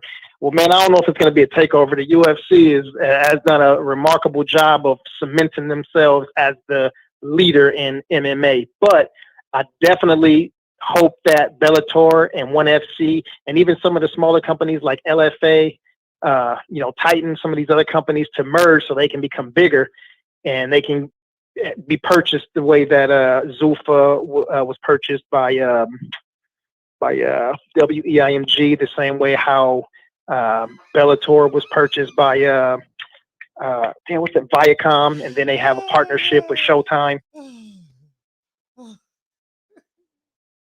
What you say, Brody? Okay, I couldn't hear you. No, I'm laughing at L Boogie. She said, "I'm setting the camera up like a Kevin Samuels roast session." No, I got these white balance issues right here in this painting of dead center, and I got these white balance issues over here on this painting. So I'm trying to work it out. So it's gonna take about a week for me to work it out, but we'll figure it out. So I got some white balance issues I need to figure out because it's gonna shine and maybe it's gonna shine in y'all eyes a little bit. So I'm trying to not give y'all a headache while y'all sitting here. You know what I mean? Fred gonna be light skinned in about a week. Oh, I'm gonna be like, Fred, what you mix with? Negro and nigga. That's what I mix with. Negro and nigga. Hey, you about to be off deep. Yeah. Hey, Hustler Holmes says, are we going to have a Party Dean interview in the shop? She's our very own celebrity.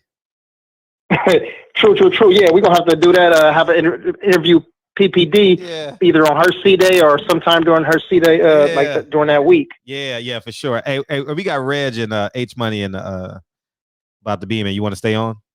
Yeah. Come on, let me shoot this shit. Are you feeling good? Oh, he feeling good today. Hey. You want me to get off? I get off. I don't give a fuck what you do. You can stay as long as you want, man. You know what I mean? Shit. You what, Reg? I got you next, H Money, after Reggie Owens, man. What's up, Reg? What's up, Fred? What's up, man? Hey, man, I want to get a quick interview. What's up, my boy DB up in there? What's happening, bro? Oh man, slow motion in the ocean, trying to keep this promotion. Yes, indeed, man. Hey, man, it was crazy when you asked when you was asking her what's her favorite body part, and I always hear when folks ask women that. Why don't women never say it's it's what's between them? That got to be a woman's favorite body part. I mean, that's the thing that you take care of the most.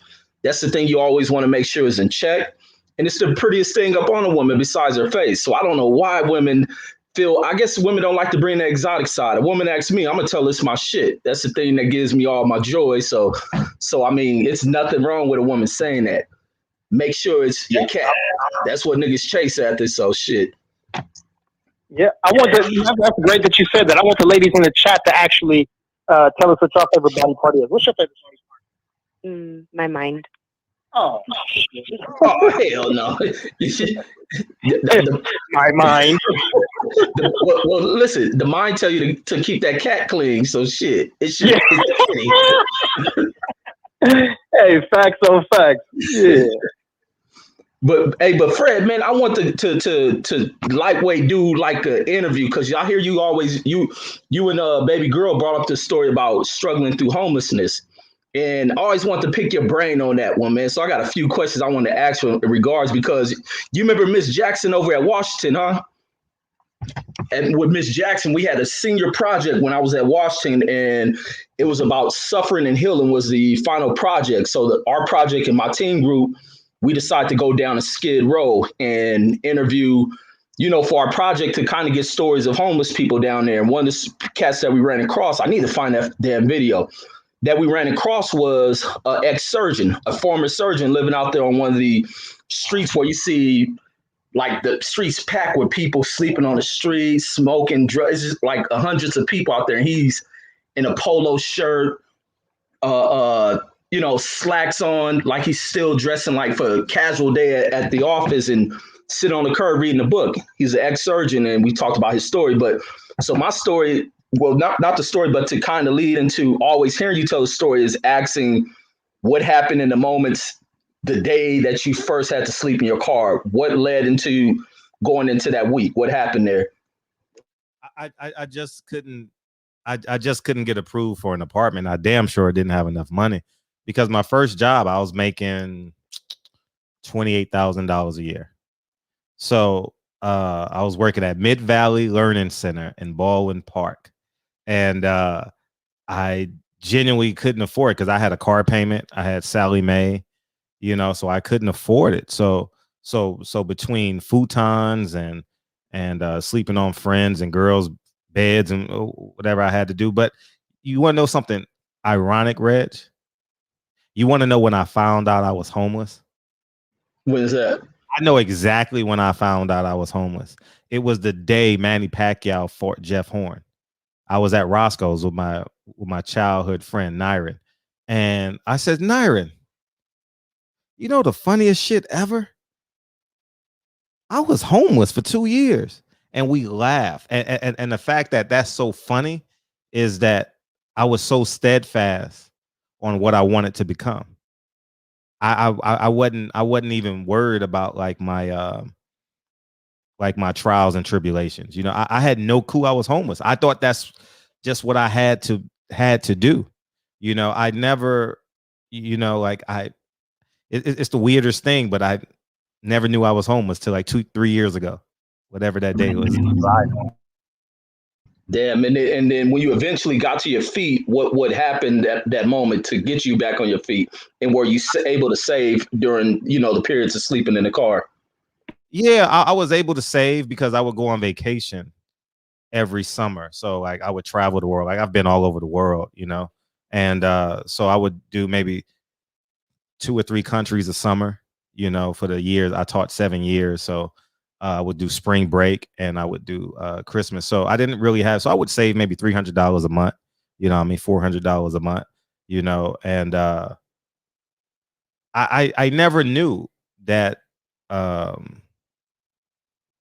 pinnacle, but I just knew that I wanted to be a high school coach and a school teacher. That was like the creme de la creme for me. That was like the pinnacle of success for me, you know, and I became that, and then I got laid off, and that's when I woke up. Like ownership is the key. Own your time, own your space, own where you live, own where you play, own where you work.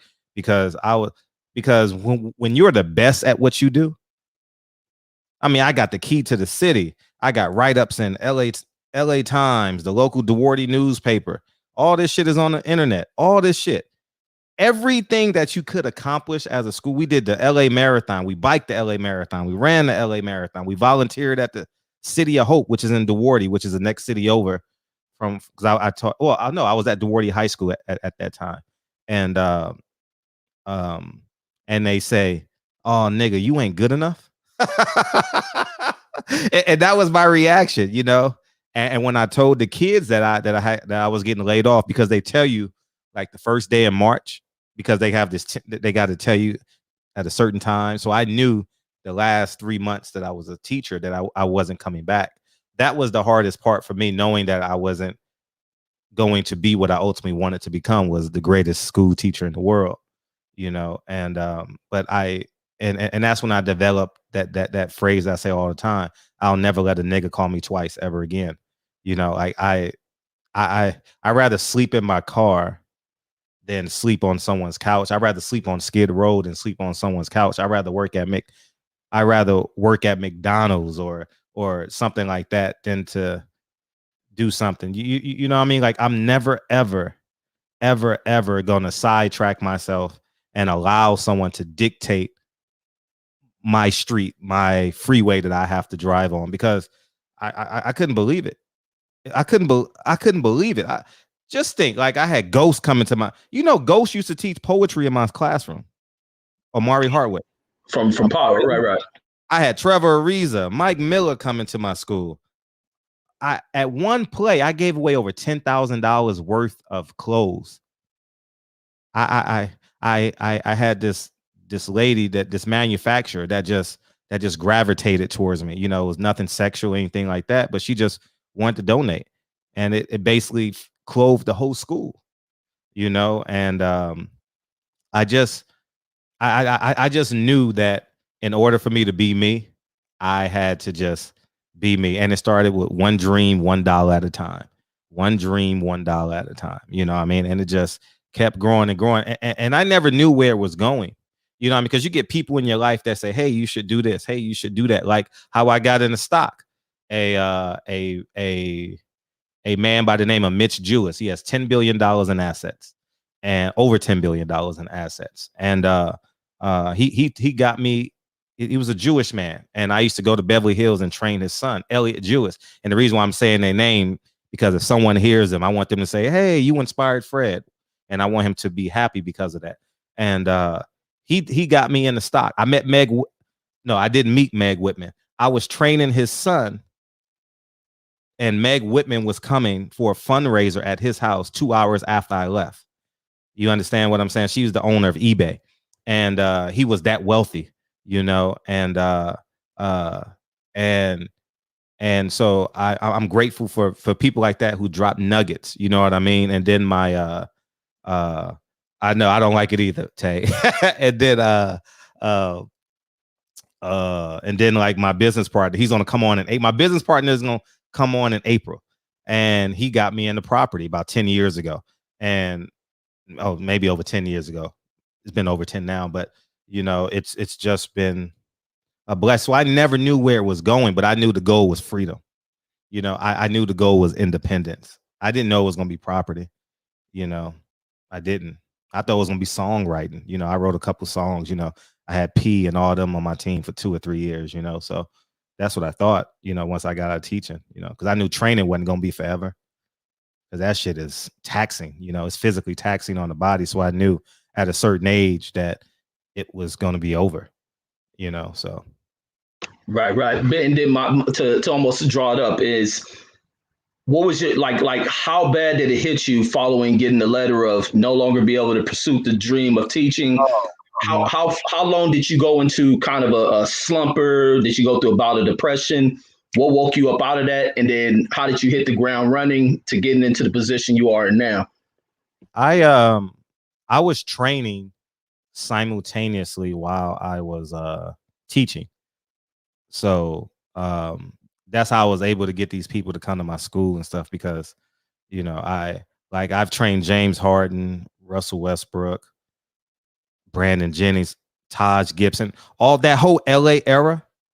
I've had a part in it, whether 1%, 3%, 5%, whatever it's been. I've trained them on some level, and so I had that, but it was part-time because I was teaching from 7 to 3. Then I had to go to grad school, and then I would squeeze in training and then train all day on Saturday and Sunday. I've never, and this is weird because my boxing trainer tells me all this time, I've never been depressed a day in my life.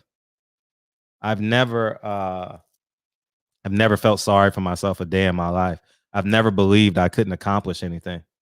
You know what I mean? If the goal is to fly, I believe I can fly. You know, I knew I was going to be, I didn't know what it was going to be though. You know, like I didn't, because once you take like my dream away, like my dream was to be a school teacher in a high school and a head basketball coach. And I could have did that for 30 years until the day I died. And I will be completely happy with this. You understand? And I've never been depressed. When I walked into school every day, because I had a breakfast program in my school. I got that from the Black Panther Party, you know, because I taught at DeWardy High School Continuation School, which is Mount Olive High School, right at the end of the 605 freeway. It's Mount Olive High School. And I had a breakfast program. That hurt the most, you know, knowing that I wasn't going to impact those lives, you know, because 70% of my population was Latino, you know, and they all had parole officers, probation officers. They all had counselors. They all had psych people. They all had speech pathology. They had every services you can have. And I knew that I was the last stop. They either go to jail or YA. If they get kicked out of my classroom, they go to jail, which is like a YA or whatever it is. So I took great pride in inspiring them and ultimately them inspiring me. That was the hurt part. You know what I mean? The ability to have empathy, you know, that was like a very powerful moment, you know, and the last day of school, it hurt. Like it was devastating. Not because of the job, but because of the human contact, the humanity of being a school teacher. That was the hardest part. But the money, I never worried about money a day of my life, man. No, nobody will ever tell you Fred ever worried about money. I have the ultimate belief in myself. It's the weirdest shit ever. It's not weird to me, but it's weird when I tell people. Like people say, get it done. It's gonna get done. I've never been anxious. You know what I mean? Like I went through college and grad school by never ever buying a book. I've never bought a book in college. I never read a book I never read a book in college for the class, you know. I've never done none of that shit. And I graduated with a 2.53 GPA in college, and I don't know what undergrad was, but if you get a C, you're failing in graduate school. So, but you know, I've never had that moment of depression, but my ultimate goal was ultimately be a school teacher and a basketball coach. But those kids, man, and it hurt them. Like the fact that you got parents going up to the school district saying, "Why is Fred getting fired?" That's like I like, why is he getting fired? And I never fought for my job back again. I never said, same thing with credentials. I never asked for it back. I never asked for my teaching job back. You understand what I'm saying? I just knew that it's over. Like, you kicked me out. So. Right, man. Good shit, man. I've always wanted to kind of get you to go more in depth when hearing that story and battling homelessness to getting to where you are. And I think those are always incredible stories of, you know, you hustle and you motivate and you pull yourself through it, really pulling yourself up by your bootstraps. And that's some legit shit. And like you said, you poke your chest out, you don't cry about shit, you just keep it moving. And I respect that. So good getting that shit up out of you, Fred. Oh, thank you, man. But let the show return to what it is. All right, salute my brother DB, still there? Yeah, DB here. Red yes, light. Sir, salute my brother. And don't forget, we're going to the boxing section after this. He's gonna go live after the show. Okay, for sure. For sure. Great call, Reg. Great call. Great questions, as usual. H Money, what's up? What's good? What's popping? How y'all feeling? What's up, man? How you feel? How you feel? Man, I'm good, man. Fred, man, I just want to thank you, man, you know, for all the support from day one. You feel me? Hey, Fred, man. Hey, man, you a hell of a guy, man. A lot of people always want to hate on Fred, but Fred gave me an opportunity, man. Fred, one of the realest niggas out here, man. Real talk, no cap, man. And I just want to tell you, Fred, thank you for the opportunity, man. You know what I'm saying? It means a lot, you know? Easy, man. That's easy. No Hell problem. yeah. Oh, DB online too. What'd you say, DB? I said, what's up with you? Man, I'm good, man. I'm just, you know, I was talking to Bill Haney today, and Bill Haney, man, you know, he bringing that smoke, man. I ain't gonna lie. And Fred, you did an interview with Bob Arum. I seen you. You asked Bob Arum about Devin Haney, and he said, "Let Devin Haney fight Jorge Linares, and then he could fight Teofimo Lopez." Right. Yup. So that's what Devin Haney gonna do. Since Bob said he wants Devin to fight Jorge Linares, we gonna do that. Jorge Linares, who beat Luke Campbell. Jorge Linares, who dropped Lomachenko. Even Teofimo Lopez couldn't do that. So Devin, he ready to step up to the plate. And guess what? It's free smoke. And Robert Easter, he could get it too. Adrian Broner, he can get it too. You know, hey, let's do it. Ryan Garcia, we ain't gonna let you off the hook. You the mandatory, and you trying to duck us. You trying to duck my boy Devin Haney. And hey, Fred, it's free smoke around here. You know what it is, man. And Lolo is a hell of a fighter. Lolo, he's only 17 years old. Did you hear what I said? He's only 17 and he's knocking out grown men. Lolo the coldest. That's what I'm going to say. He's the best prospect in boxing. And guess what? His time going to come. And Fred, man, my channel is building. I got me a graphic designer now, bro. And my boy, man, he's sick with it, man. And I'm telling you, man, the channel going to grow, man. I'm professional with it. I'm talking straight boxing. I got the best fighters in the world. My fighters got the best style. My fighters got the best style, bro. High guard defense like Winky Wright. We want all that smoke. Real talk, Fred. And you know, I'm just cooking, man. Appreciate it, bro. Come fuck with me. Come fuck with me, man. Come to H Money Boxing, man. Hey, listen, man. I run this boxing shit. I'm telling you. Real talk. Much love, Fred. All the time. He run the boxing shit. H Money, hmoney.com. You know what I mean? Where's H Money at? You know what I mean? I gotta open up a second phone line too, because people calling in. You might as well pull up a seat, DB. Shit, I did. You know what I Okay, mean? good. I'm All right, here. good. All right, good. All right. My nigga, this is dedication. This is anti-hesitation. This is a real nigga celebration. Hey, what's up? I'm frozen. Can y'all still hear him? Yeah, can you hear me? I want to see if the chat can still hear me. Can y'all still hear me? No, you Hello? can't hear. Okay, good. Hello? I want to see if the chat can still hear me. Okay, I'm gonna have you call back in. Okay, I'm gonna call you back. Okay, I'll call you back. Oh, you gonna call me back? Yeah, I'll call you back for sure. Okay, I'm gonna have you call back in. Okay. For sure. All right, it should come back now. Let me. Should come back now. Yeah, let me.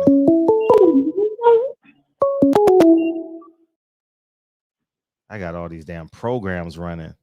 That's These programs running. Yeah, let me. Yeah.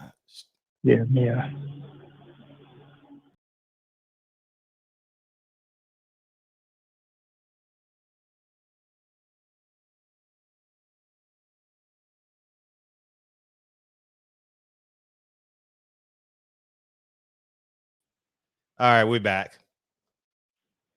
All right, we back. I'm not even gonna try and change no shit. I was gonna work on it while the callers call in.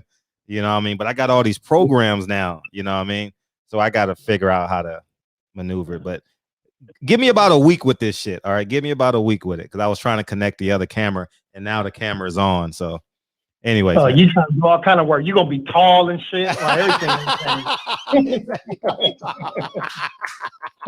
Hey, let me call 856 back, man. I said I would call her back. Let me call her back. Your call has been forwarded to an 856, man. I'm trying to call you now, man. I said I would call you back. There we go. All right, we're back. Hello? Hey, I said I would call you back, man. What's up? Hey, how you doing, brother? Salute to you. Turn me down in the background, man. Give me 1 second. I'm a brand new caller. 1 second. Oh yeah. I'm a brand new caller. Yeah, can you hear me? Yeah, you're a brand new caller? Yes, sir. All right, hold up. Welcome to the show. Welcome to the show, big homie. You're a part of the barbershop, man. Hey, You slanging CDs or T-shirts? What you got? hey, I appreciate you, brother. I just wanted to call. It's my first time ever calling somebody on YouTube. I'm an OG, man. I'm old head. I know you an old head, nigga, because you can't even hear yourself in the background. Your hearing aid on low, nigga. hey, listen. I'm talking to you on my home phone, but I'm looking at you on my cell phone, right? Okay. But I wanted to comment. I seen yesterday, yes, but I ain't know how to reach you. I ain't had your number. Okay. You was talking about the Broner fight, right? Yeah, we talking about that. Turn down your phone down. Pause your phone real quick. So the people in there, because it's other people. Can you hear me better now? Yeah, we hear you. What's up? Okay, yeah, I wanted to talk about the Broner fight. I'm also a former fighter. Okay. And my thing about the Broner fight was I don't feel like he won. I feel like, but he didn't lose. The thing is, I'm also a trainer, so I don't want to knock another trainer. But the thing about him is like he got to be first and he got to be third. And what I mean by that is he got to stop waiting so much, looking for the perfect shot. When you're not doing something, work the jab, but you can't try to take credit for the jab when this jab's not landing. You got to step in with the jab. You know what I mean? He was palling with the jab, but he wasn't making him feel it. Be first, get and let your hands go. Get 2s and 3s off, and then don't go into the shoulder roll. Make it he's telegraphing it. It's got to come natural. Right. So right off of him being offense, you know what I mean? As soon as the guy shoots something back, he got to counter right away. That's what I mean by being first and then be third. Also, I noticed he got a good inside game. So when the guy was going to his body a lot, right? He could beat him in the inside too. But the thing is, you can't get your shots off. Like he was getting the uppercut off and the hook short, right? But then he was standing there and let the guy, he's waiting on the receipt, get it off and then step off the line. Right. You know what I mean? And then either get all the way out and start working your jab again. It was like he couldn't get hit if he really didn't want to get hit. But these are things that you got to work on in the gym. You know what I mean? And as whoever his trainer is, they got to see this and make him work on this. You can't, when you reach that level. I got you. When you reach that level, can you hear me? No, we hear you fine. We hear you fine. Yeah, when you reach that level, you can't have, excuse my language for a second, but you can't have a bunch of dick riders on your team, whoever they may be. You know what I mean? You got to have jokers whoever's your trainer, they got to tell you how they see things and how they feel without worrying about losing a paycheck. You know what I mean? It can't be your cheerleader and be your trainer as well. You got to pick a lane. Mm-hmm. You know what I mean? So I was happy that he got the victory. Again, if I thought he lost, you know what I mean? I'd say, yeah, I think he lost. Right. You know what I mean? I ain't got a nickel in that dollar. But I know he can get back. He can probably get back to where he wants to be. But you gotta, it's like, they gotta see what he needs to work on. They can't just go by, okay, you're a 4-division world champion and blah, blah, blah, blah, blah. Because you're only as good as your last outing. And it ain't too many, as you know, you do a great job. As you know, it's not too many TV dates out there. Mm-hmm. So when you get an opportunity, every fight is a must win and a must look good when you win. Mm. Can't you know what I mean? Mm-hmm. Hey, if you don't mind, because I know y'all guys, what's the other guy? Boxing, young boy from New York. But anyway, I don't remember the name of his channel. But this the thing. Blue Blood. Yeah, Blue Blood. This the thing, right? If you ever, I don't know, do you know what's his name? Oh shit. His son is fighting now. Bill Haney? Haney? Chris Eubanks. Oh yeah, Chris Eubanks, sure. You know Chris Eubanks? I know who he is, yes. Senior? Yes. Okay. Yeah, well, I fought him in the pros. Oh, did you? If he's a good guy, good character guy. If you see him or you hear from him, you know what I mean? Tell him, you know what I mean? Mike Bagwell, you know what I mean, said what's up. He was also looking for another trainer for his son. See, sometimes the best hitting weapons is hitting. You know what I mean? So people be talking about, well, whatever some of the well-known trainers out there.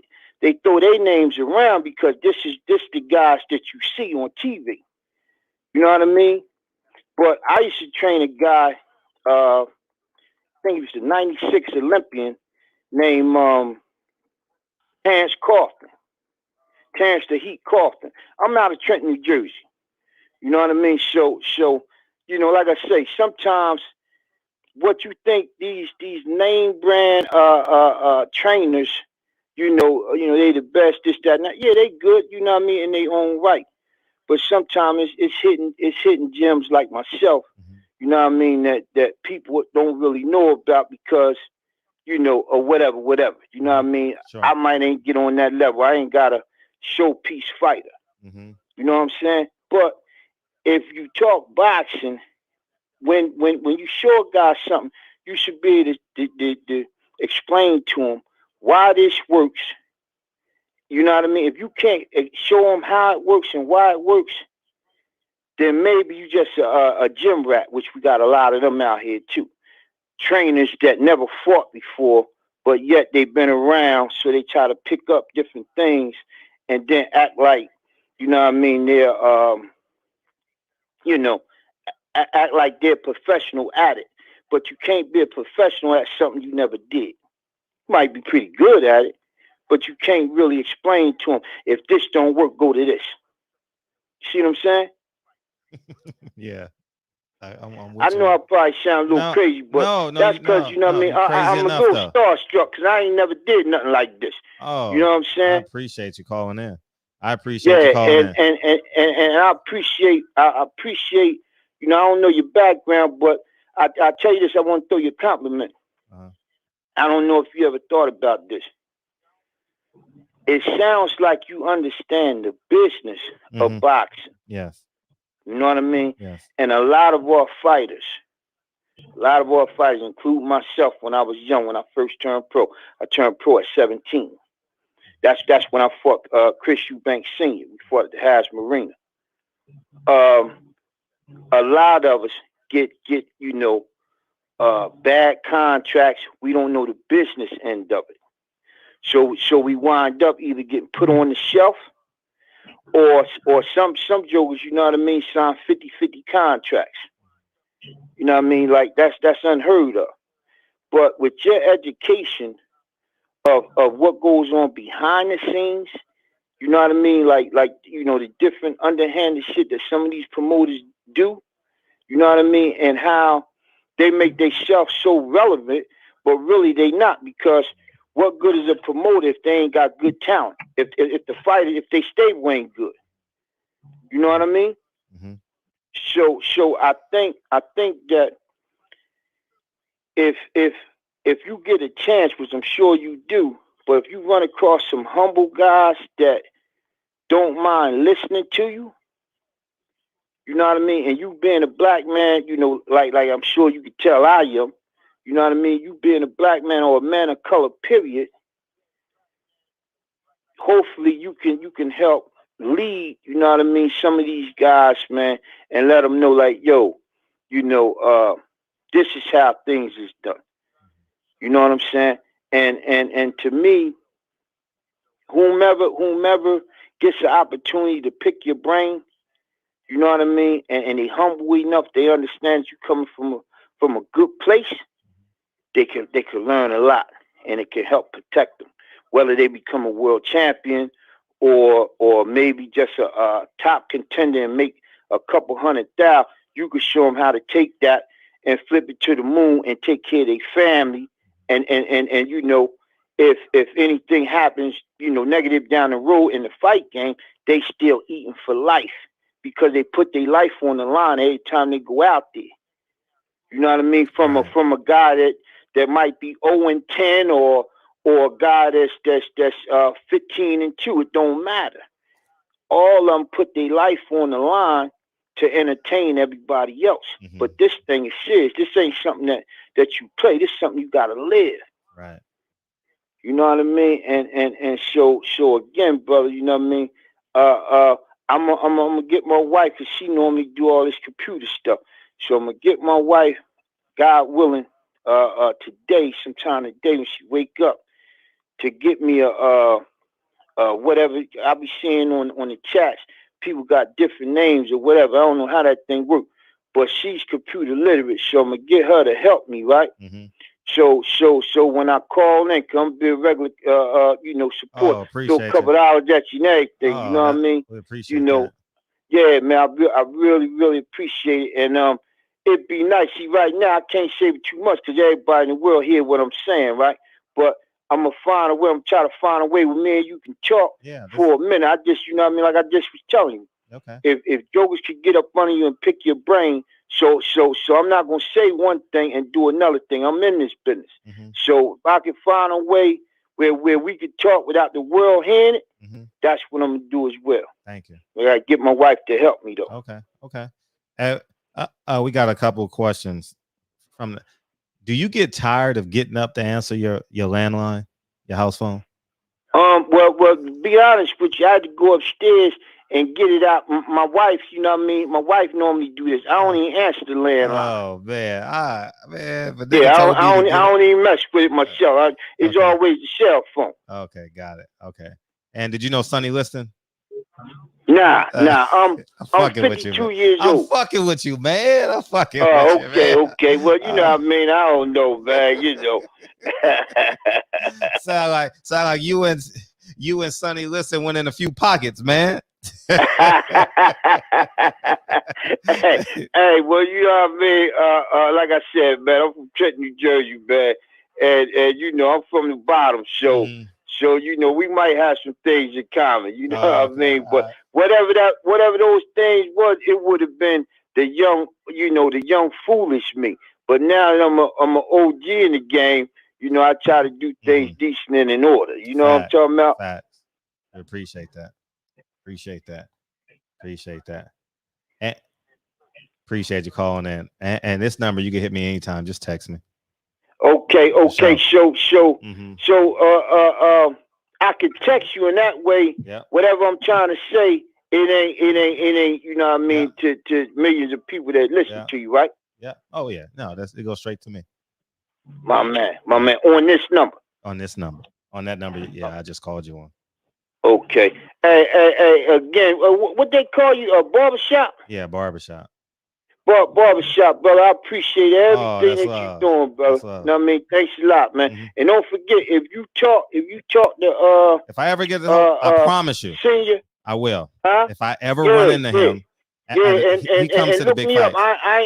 I'm the real deal, brother. I already looked you up. Deal. I ain't bullshit. It was your first fight. You lost him your first fight, right? Or your second? Yep. Yeah. Decision. Yeah, and then I went to prison after that show. That's why you don't see nothing else from there. Oh, okay. I mean, I made my mistake. I'm trying to get back now. Okay. You know what I'm talking about? Okay. Yeah. Fall forward. That's what Reggie Owens said. Absolutely. People don't realize, brother, when you give, and especially when you give from your heart, it might leave your hand, but it'll never leave your life. You know what I mean? And we got so much negativity on us trying to keep us down. But what we need to realize is that through brothers like you and myself, you know what I mean? I'm also a spiritual man. We got so much to give, but we gotta realize that you know we have to give without any expectations. If you show a man a skill, they'll eat for a life. But if you just give a joker a couple of hours, they're just gonna eat for that day. Yeah. You know what I'm talking about? So I that's why I admire what you're doing. You giving people a platform. You letting people know, yo, it ain't even about me. And I heard you one day telling somebody, like, yo, man, I got my bread, so I'm not even doing this for the money. Now, this was a while ago I heard you say that. You know what I mean? You talking about, I think you saying you got some housing or whatever you got going on, but you already eating. That they ain't got nothing to do with YouTube. Ain't got nothing. You ain't in no promoter's pocket, so you can say what you want to say. You know what I mean? This is the stuff that I heard you say. Now, of course, you know what I mean. I can't say it the way that you said it, but I remember hearing you say it. You know what I mean? And so we have to know that it's our responsibility to whatever good things that's in us. It's our responsibility to give that to our people. And I'm not saying that, you know what I mean? I'm not saying that in a racist type way, right? But I'm saying every race take care of their own, but us. You heard the saying, we like crabs in a barrel. Instead of pushing each other up, you know what I mean, Joker almost out the barrel, instead of us giving that extra push to get him out, right? We try to pull him back in. And it shouldn't be about that. But the only thing we could do, we can't change the world one man, but if somebody humble enough to listen to us, and then they take what was given to them and try to teach somebody else that look like them, that's how we get in a position of power. Now, we may not live to see it come to fruition the way we want it to come, but we know we doing what God puts in our hearts, the ability that he gives us. We trying to pass it forward and not just keep it to ourselves. I don't want to talk you to death, Barbershop, but I appreciate you listening to an old man. You already talked me to death, nigga. We in the afterlife, nigga. So anyway, I appreciate you talking.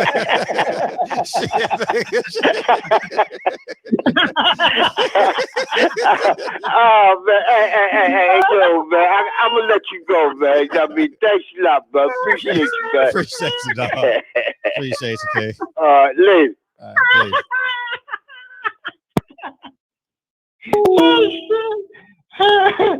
God damn, He did. You gotta tell people the truth, man. Yeah, I enjoyed the conversation, but nigga, you talked to me for a long ass time.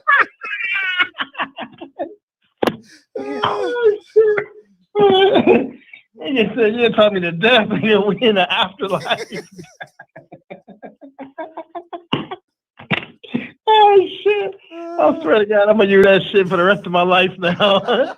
Oh damn, man! Check this out. I got two brothers, man. I got a brother in East Orange, New Jersey. I got one in Trenton. Damn, they all sound the same.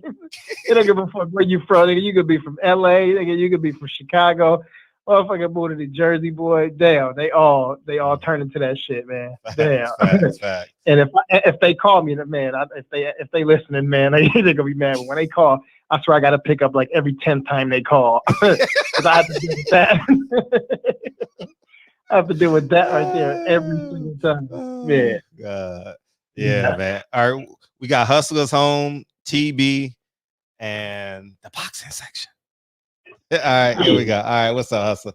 What's up, man? What, y'all got me in here crying, man. Oh my goodness.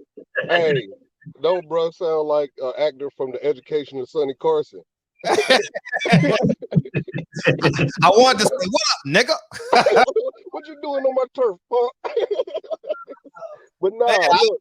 I was gonna ask him his favorite show, White Shadows. Facts. But yo, I call also like because I was listening to Reggie talk to you, bro, and I just it kind of reminded me of how much I admire you, bro. Like, you know what I'm saying? I'm a 36-year-old man, you know what I'm saying this to, you know, to another dude, but yo, you very inspirational, man. You a very inspirational person. What's the name of your book? I got 3 of them. Mud Free Road, Life, and I forgot the third one. What's the third one? Yeah. I'm gonna have to put your books in my library. I'm gonna have to. Oh, that's cool. Thank you. Nah, because I'll be on the show every day. I listen to you every day. I talk to you every day, but I forget like the amazing shit you done. You know what I'm saying? Like as far as like being a teacher. You know what I'm saying? Like you need like a autobiography. You really need an autobiography, my nigga. You know what I'm saying? And bro tried to make it, and bro tried to hire you as a damn low key hire you as a promoter too. So you might want to go ahead. He tried to make a comeback. He heard Chris Bird last week. That was his angle. He was trying to fight Chris Bird. That's what it was. Because you know you bank 160.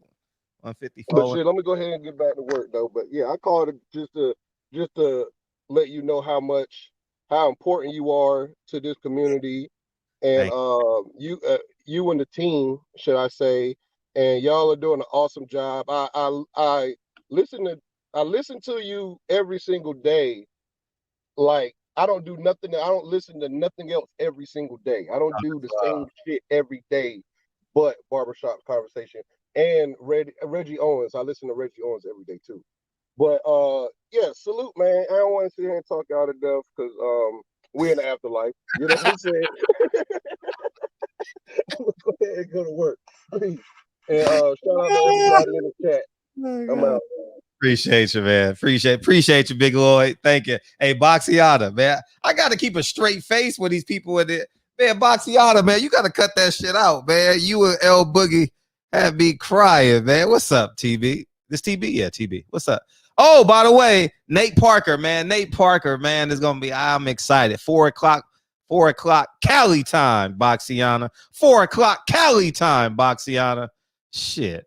You know, tell Black Fight Fan Barbershop said that. What's up, man? Oh, this nigga not even here. I gave this nigga this. Anyways, TB got Nate Parker on his. Oh, there he is. Return of the Dead. Come on, nigga. What's up? Say something, nigga. You muted. Unmute yourself. What this nigga doing? TB, you've never been lost for words.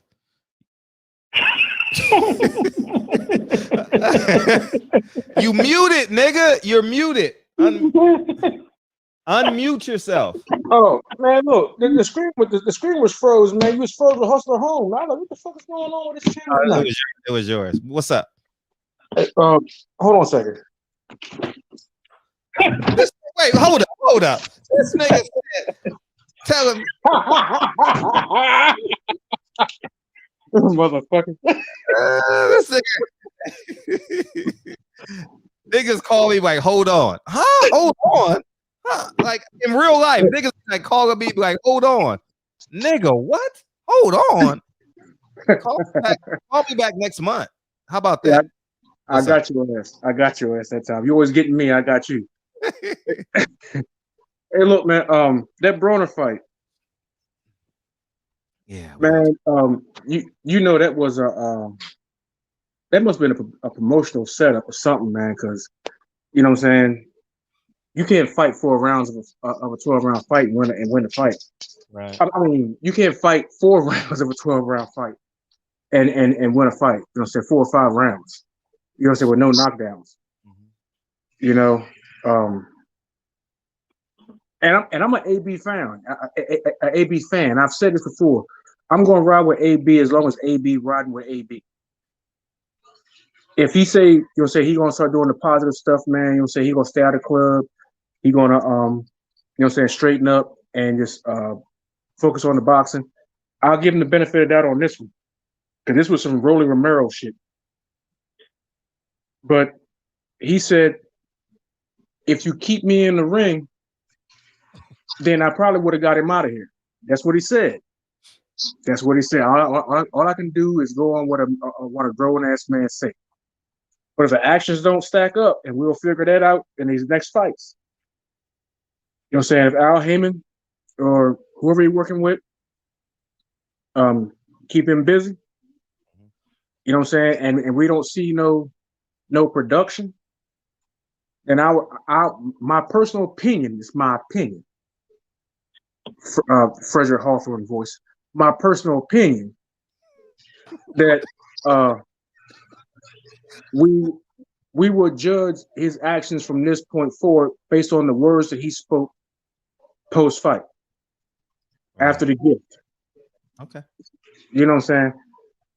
But on another note, salute to PPD. You know what I'm saying? Came through, did a commercial spot, and I'm going to try to figure out how to chop that up. So I'm going to some trial and error. I'm going to figure out how to chop it up. Put it in your iMovie. You got a Mac, right? No. Are you using StreamYard? Yep.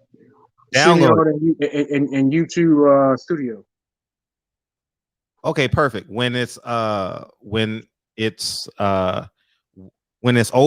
it gives you the option to download it to your hard drive on your computer, and you can drop it into your editing software. You have editing software on your computer. If I don't, I'll download it. But I'll call you. I'll call you, man. That you no, don't call me. No. I'm telling you now. Don't call me.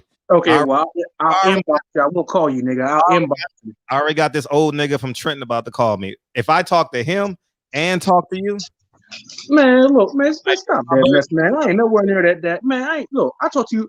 The longest I talk to you is like a hot 5 or 10 minutes, man. You always putting that jacket on me, dude. No. I told you the first conversation we had, I told you I don't sit on the phone with niggas.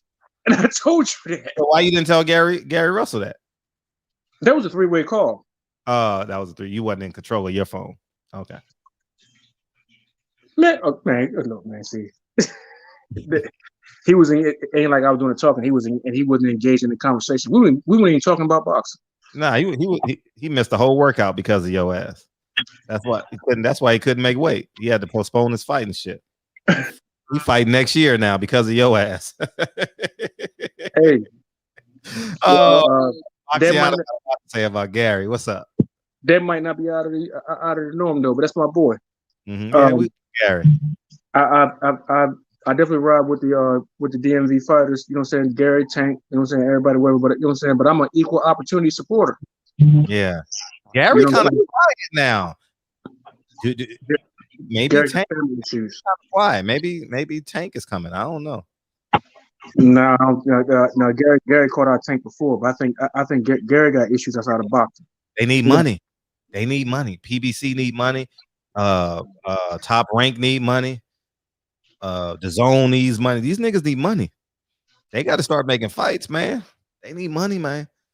Man, the pandemic is killing everybody, bro. Because I want to do a show on black business in the pandemic. Mm-hmm. You know what I'm saying? Because the pandemic is doing a number on everybody. I'm saying like me, I'm retired. You know what I'm saying? Like you said, I had the cheat code. You know what I'm saying? I'm retired military. Mm-hmm. But when I go to buy, you know what I'm saying, certain meats that I was buying before the pandemic, go to buy certain groceries, they're like double the price. Yeah. Mm-hmm. You know what I'm saying? Like, you know what I'm saying, you go get, you know what I'm saying, a London broil or a New York strip or something like that. Mm-hmm. It's like 3 times the price. And if anybody know me intimately, they know I like my steaks. You know what I'm saying? I like my steaks and baked potatoes and all that stuff, you know what I'm saying, collard greens, whatever. And you know what I'm saying, you can't go and get that stuff. Now, I even tried to go to a wholesale butcher. It was even worse there than it was at the base. The best deal I got was on a military base, which I loaded up on like $500 worth of meat. You got a deep freezer. Mm-hmm. Exactly. Mm-hmm. You got to have a deep freezer. You know what I'm saying? Because you never know what's going to happen. Well, you got to on the East Coast because of the weather. Just because of the weather alone. Yeah, well, but I don't put nothing past nothing. I don't care where I live there. If I lived in LA, I'd have a deep freezer because I don't put nothing past nothing. It could be an earthquake. Yeah. You know what I'm saying? I put nothing past nothing. But anyway, man, I ain't gonna hold the line, man. The show I had earlier, man, I appreciate you coming through. The producer that was on that show, he's from LA. Oh, okay. And he worked for Suge Knight, which I didn't know till the show. You know, during the show, he told me that, but he worked for Suge Knight too. So that's another one. Thank you. And his opinion is different than the opinion of the previous guest that I had for the book. But I value everybody's opinion. I'm not going to litigate stuff on the show. My show is it's not a, what do you call it, where you dig into stuff and try to, you know what I'm saying, and try to confront people. It's not Jerry Springer. Jerry. You know what I'm saying? It's not Jerry Springer. It's not Geraldo. So, yeah. Appreciate everybody came through. And I'm back. Appreciate it. All right.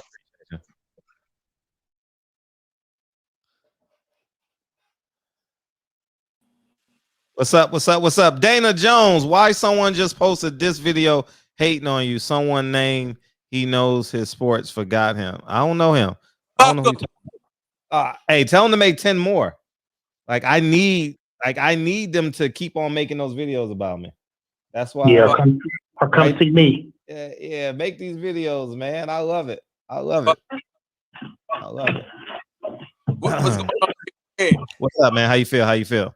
So I got the keys again tonight, man. Reg just let me drive the car again. I think this nigga think he love vacation, man. This nigga be having me up all goddamn night. It's fun though. We had a good show last night. Live is fun. It's fun. No, yeah, she was fun as hell last night, man. We had nigga DB on there, man. You know what I'm saying? The casual MMA fan. You know what I'm saying? Shout out to the chat. Shout out to everybody that's in the building. Listen, man. Yes. I'm not gonna do any apologizing for Adrian Broner today, even though I am Adrian Broner. Hey, listen. I meant to post your shit. So it's like I want to push people to your platform. I meant to post that shit today. Man, it's all good, man. It's all good, man. We're getting the subscribers up organically, so Yeah. man, it's a good situation, man. Another great guest. I mean, the way you get people to open up, man, it's a gift, man. Man, I think DB did it. Oh, well, listen, man. D, every time a girl is here, you know what I'm saying? We're gonna figure out her favorite body part. You know what I'm saying? No question about it. So DB for doing his goddamn job, man. You know what I'm saying?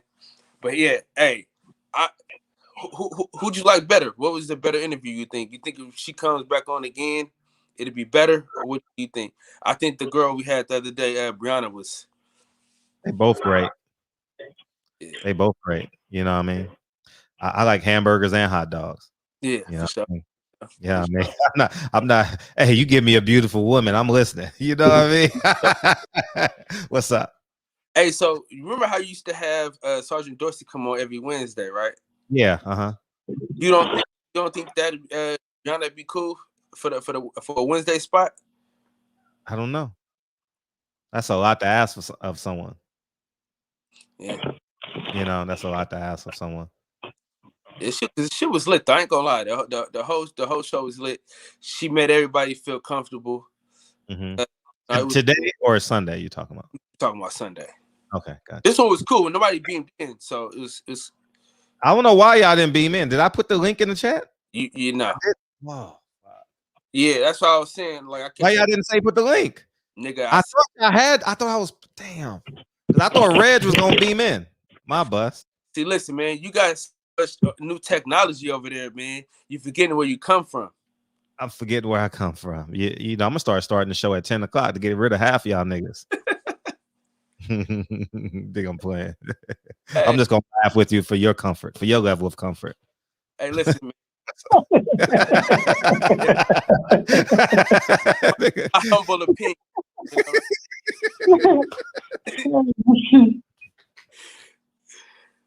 I'm real. Hey, listen. Hey, Fred. In my humble opinion, yes, I'm well cognizant of the situation. All right. Hey, man, but we're going tonight though. We're gonna talk about the biggest fuck ups in boxing, the people that kind of wasted their talent. Oh, okay. I'll be listening. I eat my pistachios and listen to y'all niggas. Yeah, so we're gonna talk about that. We're trying to see the top 5. I got 3 right now that we're gonna talk about. I don't know if I can talk about him because he passed away, but I want to kind of talk about it anyway though. Hector Macho Camacho. I think like watching his documentary, man, you seen like how great he could have been if he would have stayed focused. You know what I'm saying? So I think it was only one way for Hector Macho Camacho. You know what I mean? That was him. That's how he became famous. If he would have been a great boxer, he wouldn't have been a great personality. You know what I mean? Yeah. I mean, that's the same thing with A. That's what we're gonna talk about tonight. Because you know what I'm saying? We're gonna just basically people just not. I just want to see who everybody think, because we got Riddick Bowe, you got Buster Douglas, you know what I'm saying? So you got a few people that could have been legends that kind of fucked it off. Buster Douglas, nah, he never would have been good. I'm saying, but dog, I mean, he fucked that. He never had it in him. He never had it in him. You know, he never had it in him. I mean, he never was on weight. Like, he never had it in him. He never wanted to be great. Because when you watch those documentaries on him, his dad, what's his trainer? Who was his trainer that used to be yelling at him for being overweight? I remember, because I remember the workouts. You know how they used to train in they ponies and shit like that. He never wanted to be great. He just knew he was good at something. And sometimes that's a detriment to you. You know what I mean? When you know you're good at something. So you go to that. Like Adrian Broner knew he was good at boxing. So he knows he can go blow $1 million and go get a fight date. You know what I mean? So now if you don't turn your goodness into greatness, it may result in a curse. You know?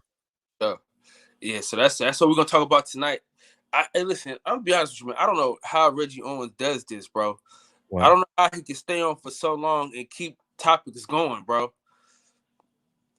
Because y'all niggas be beaming in, and then the next thing you know, it's 6 niggas in there, hey, and y'all niggas talk for 20 minutes at a time. Man, they hit 2 o'clock last night. We hit that 2-hour mark. I was like, all right, y'all. I'm going to bed. You know what I'm saying? But shit was fun though, man. The first couple of minutes be kind of hard because you by yourself a little bit. It's like hard to get used to as far as like trying to figure it all out. But after a while, when niggas start beaming in, it get easier. Yeah. Niggas don't. I don't know, man.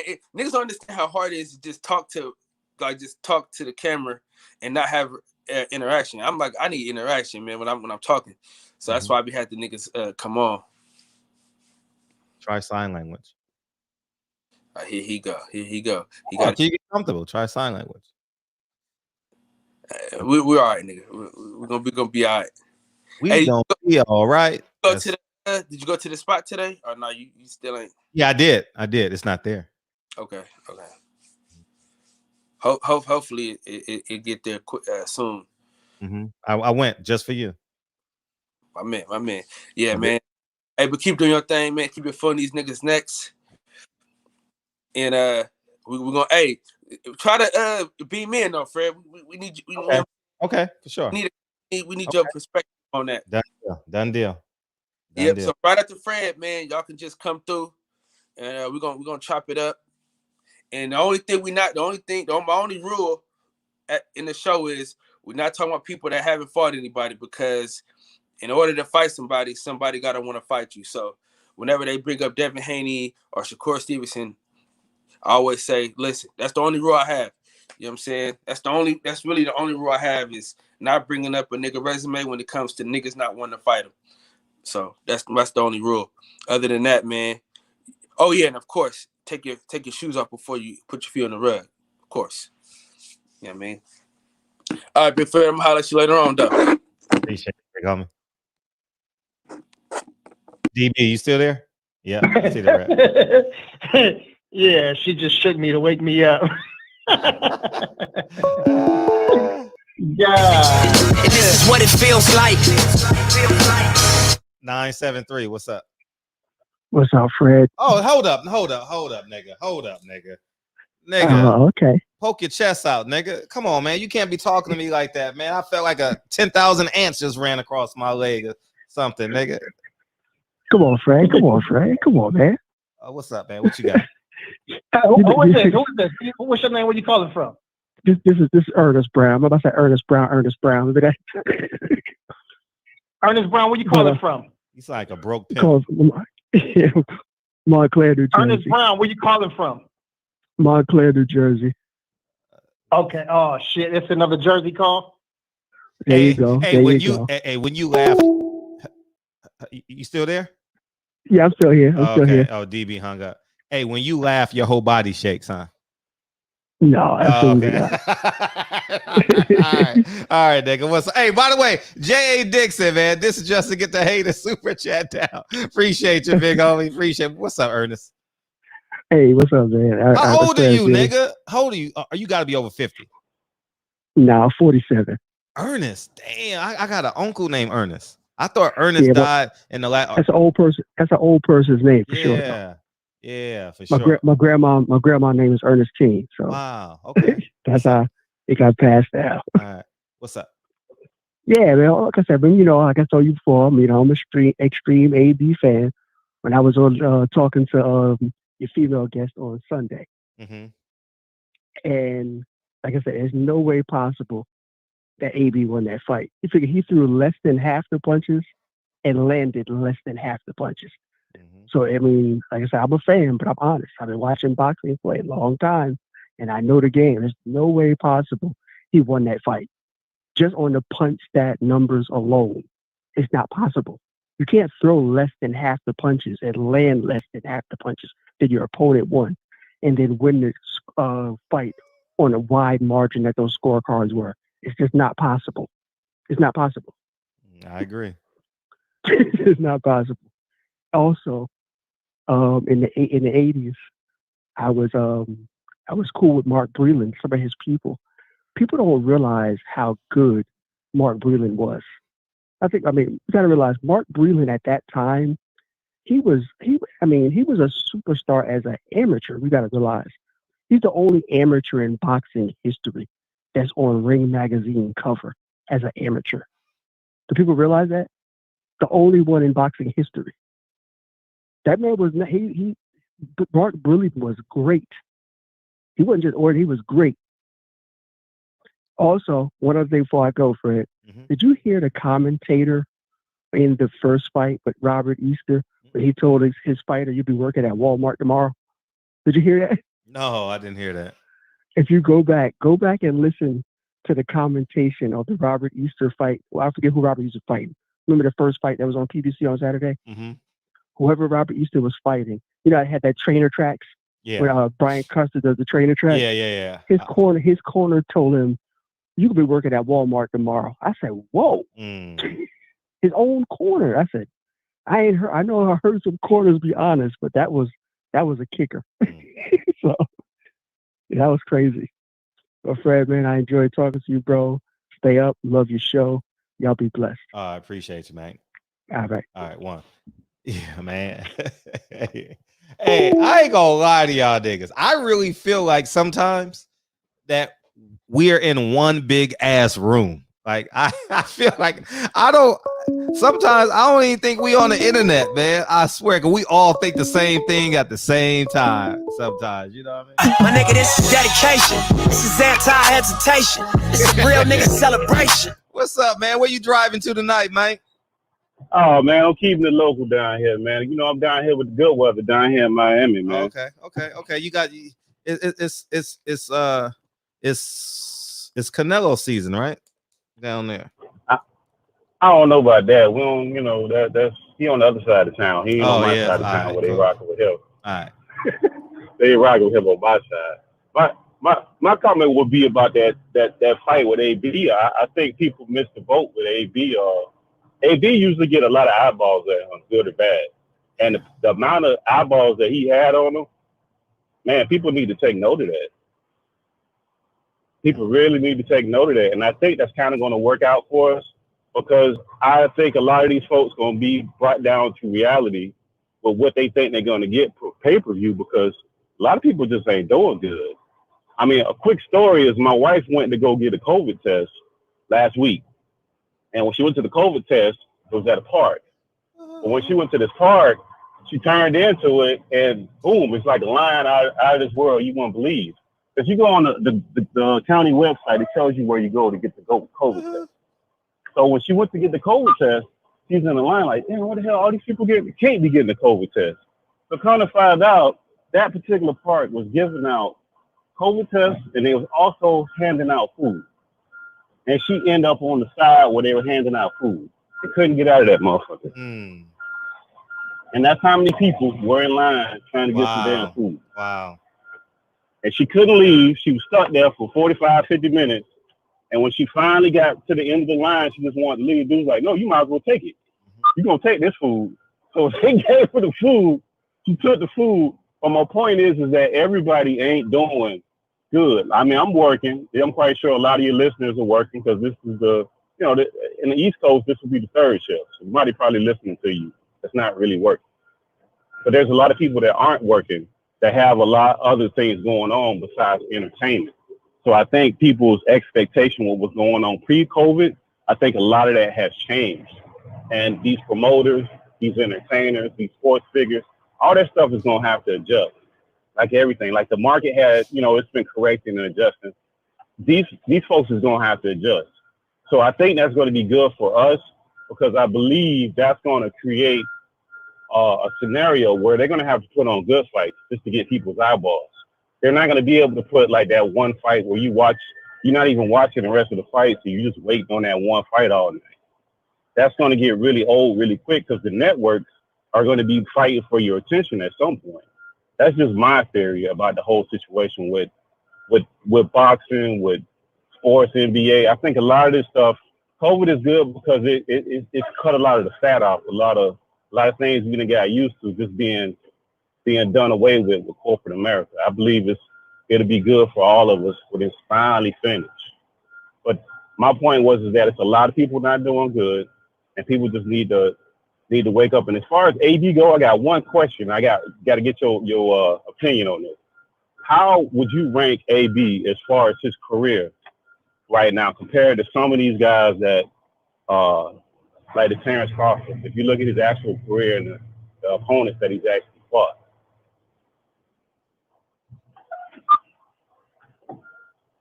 I mean, I would put him in the realm of like the other AB, like like Andre Berto. Okay. You know what I mean? Berto had a lot more sense than him, you know. Right. But Berto was like Young Flash. Was it Young Fly and Flashy? He was that dude too, but he kind of streamlined it, you know. I would put him in the same stream. I mean, I think Zab Judah was more gifted than both of them, but in that realm. But I think Zab might be a Hall of Famer because he's the last unified welterweight champion, and he was God. I mean, he was God in boxing gloves at one point. You know, somewhere in there. Well, I mean, like as far as like his opponents compared to some of these folks like the Terrence Crawford, whose resume might be kind of weak. And you look at the guys, I mean, obviously he's on the back end of his career. Sure. I mean, so right now to try to rank him and what he's doing now would be unfair. But I mean, the totality, I think a lot of these guys' careers, with a few exceptions, their opponents are really weak. Oh, okay. I mean, and then I think the other day you had a whole segment about, you know, PBC and some of these folks were keeping some of these fights. I think we give these people too many excuses because look at Deontay Wilder. Ain't nobody stopped him from fighting whoever the hell he wanted to fight. And a few of those fights, everybody was like, why are you going to fight that dude? When he fought Ortiz the second time. So if a guy want to make a fight, he can make a fight. And I think the desperation going to come when all these guys, at some point, they're going to realize ain't no money out here. Because right now, they just handing out money for them to fight any old bum. That's going to stop pretty soon. But the fans going to stop coming. Appreciate you. Yeah, that's my call. That's just the sentiment that I'm getting. I think people, because AB, if you look at AB, he always get a bunch of eyeballs on him. People want to see him win, lose, or draw, and he just didn't get it.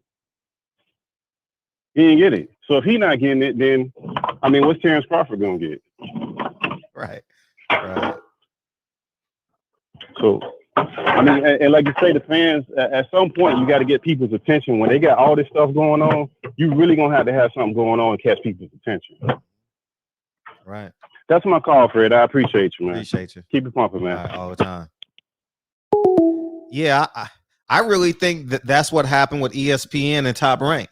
ESPN, like, y'all, you gotta get this bullshit off my network, Bob. Like Bob, we can't be doing this shit. I mean, that shit was terrible. What they were putting on, man. You know what I mean? And I think their ratings just literally plummet. Because if you got a guy like me who's not watching boxing, and I'm a guy who can watch Tuesday night fights, Wednesday night fights, Thursday night fights, Friday night fights, and then I do my research on them too.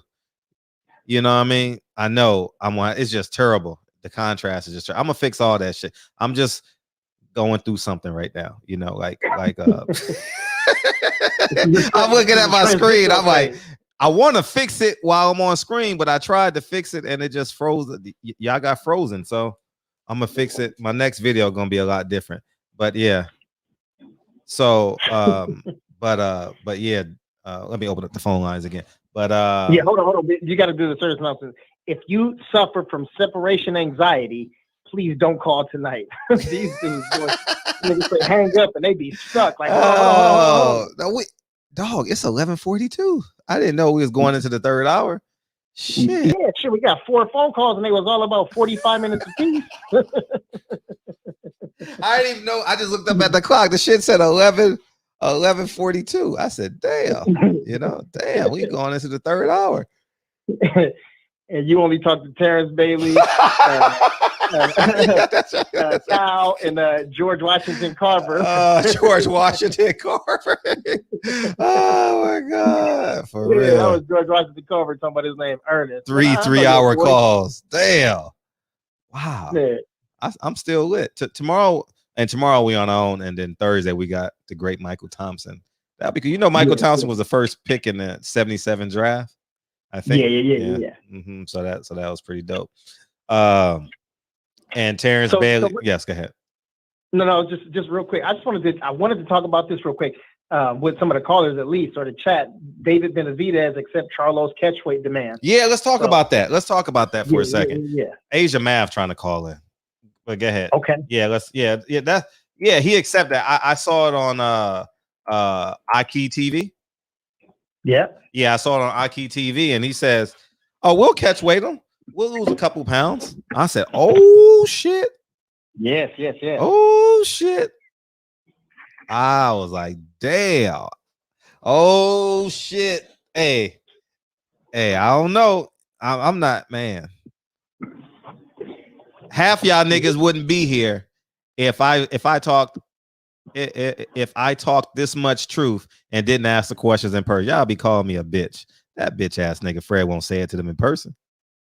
Half y'all niggas wouldn't be here. So Jamal,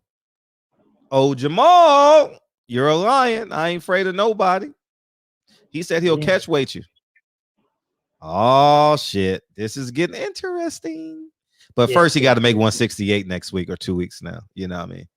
He got to, once he make that weight, we'll take it a little serious. Yeah.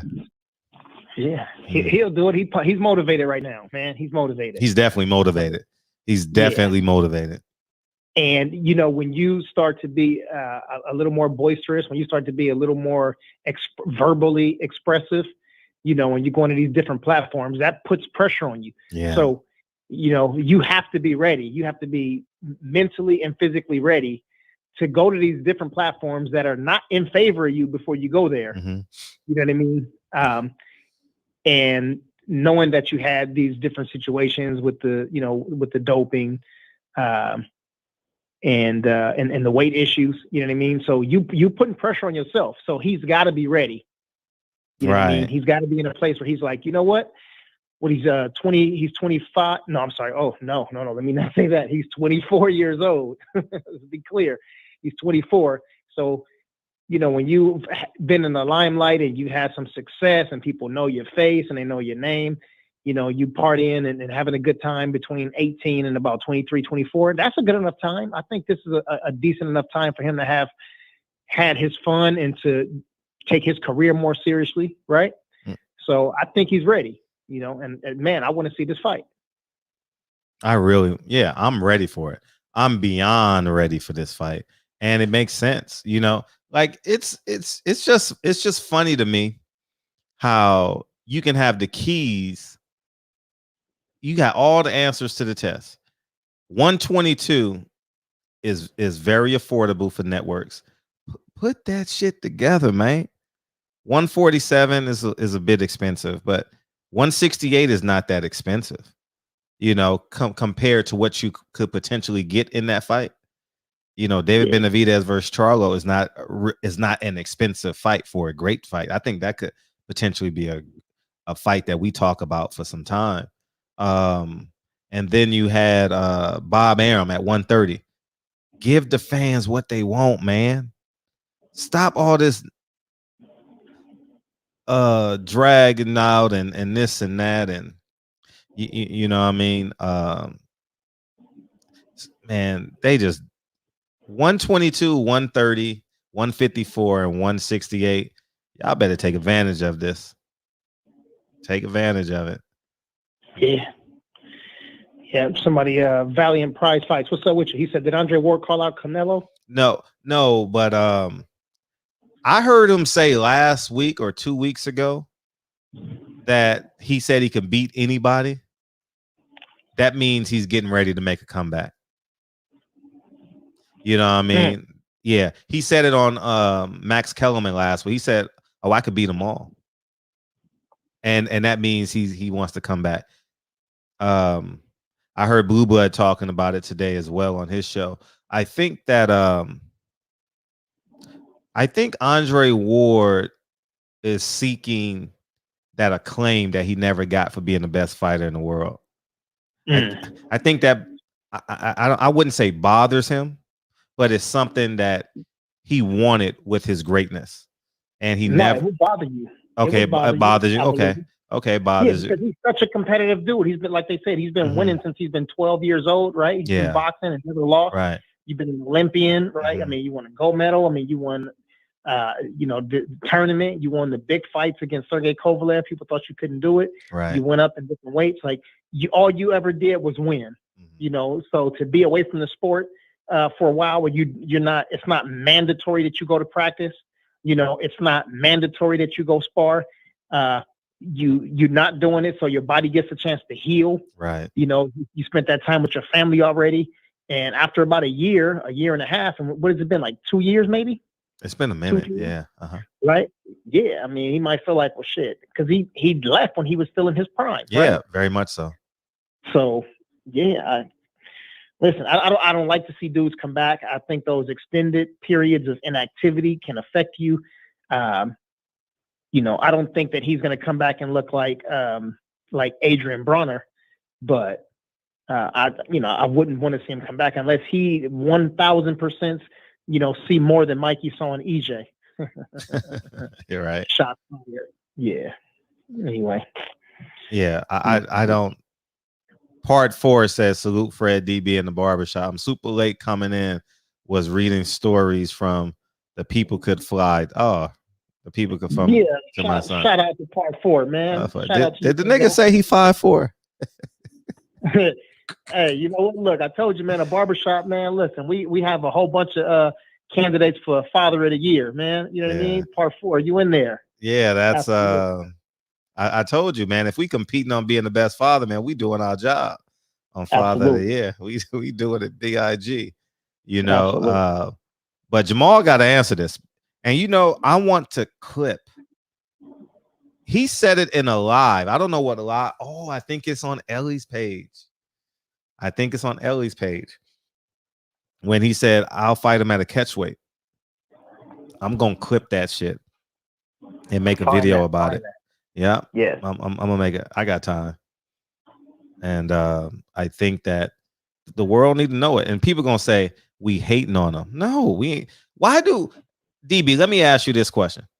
Yes, sir. If you don't attack them personally and you ask them to do what they're hired to do. So for example, if I have a contractor, I'm asking him to be the best contractor in the world on this job. Right? As a fan that pays money, whether it's the cable bill or whether it's a ticket or a plane ticket, I pay for boxing, right? I support it financially. Yeah. I have needs that I want out of this great product. And I'm not calling the fighter a product but I'm just want you guys, for the sake of this conversation. Why do people overlap being like, oh man, you got to support the brother versus just asking what's in their job description? Right. Yeah, that's kind of like it's weird, man. I had this thing, and I remember hearing somebody say this, and I've seen people do this before. So Black people go to restaurants, and I've only studied with Black people, so I don't know if other people do this too. They go to a restaurant, get mediocre service or even bad service, and still leave a tip. Like you didn't even do your job. The tip is to what they say to insure or to ensure prompt service or something, even though insure is supposed to be with an E, but whatever, right? It's, this means that you had a great experience. I'm giving you something extra, right? So you haven't even done your job. But I understand what you're saying. You're saying, listen, I'm just asking you to do what's in your job description. Mm-hmm. That's it. Or I'm confirming that you can do what's in your job description. Yes. I'm confirming. Yeah. Right. I want to ensure, listen, because people know these are sports and we are allowed to bet on these sports, right? Yeah. It's not against the law. We can bet on these sports. So we hit up Lauren Bevel, we hit up Reggie, we hit up D Bevel. We want somebody in Vegas to put some money down on something for us.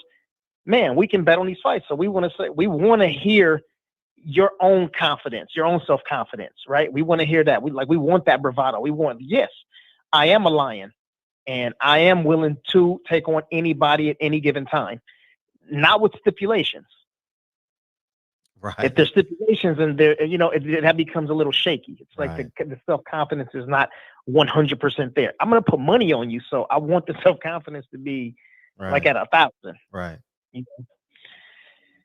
Yeah. So and I know I've been listening to some other shows, and I heard some people saying too the other day that we were, not me, but that you were hating, but yeah, same. Yeah. I don't mind.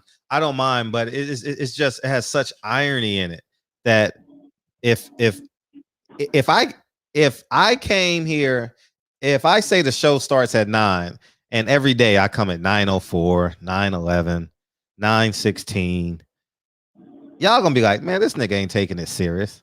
So 20% of y'all might drop off. But the fact that I come out here at 9 o'clock every day, you know what y'all niggas do?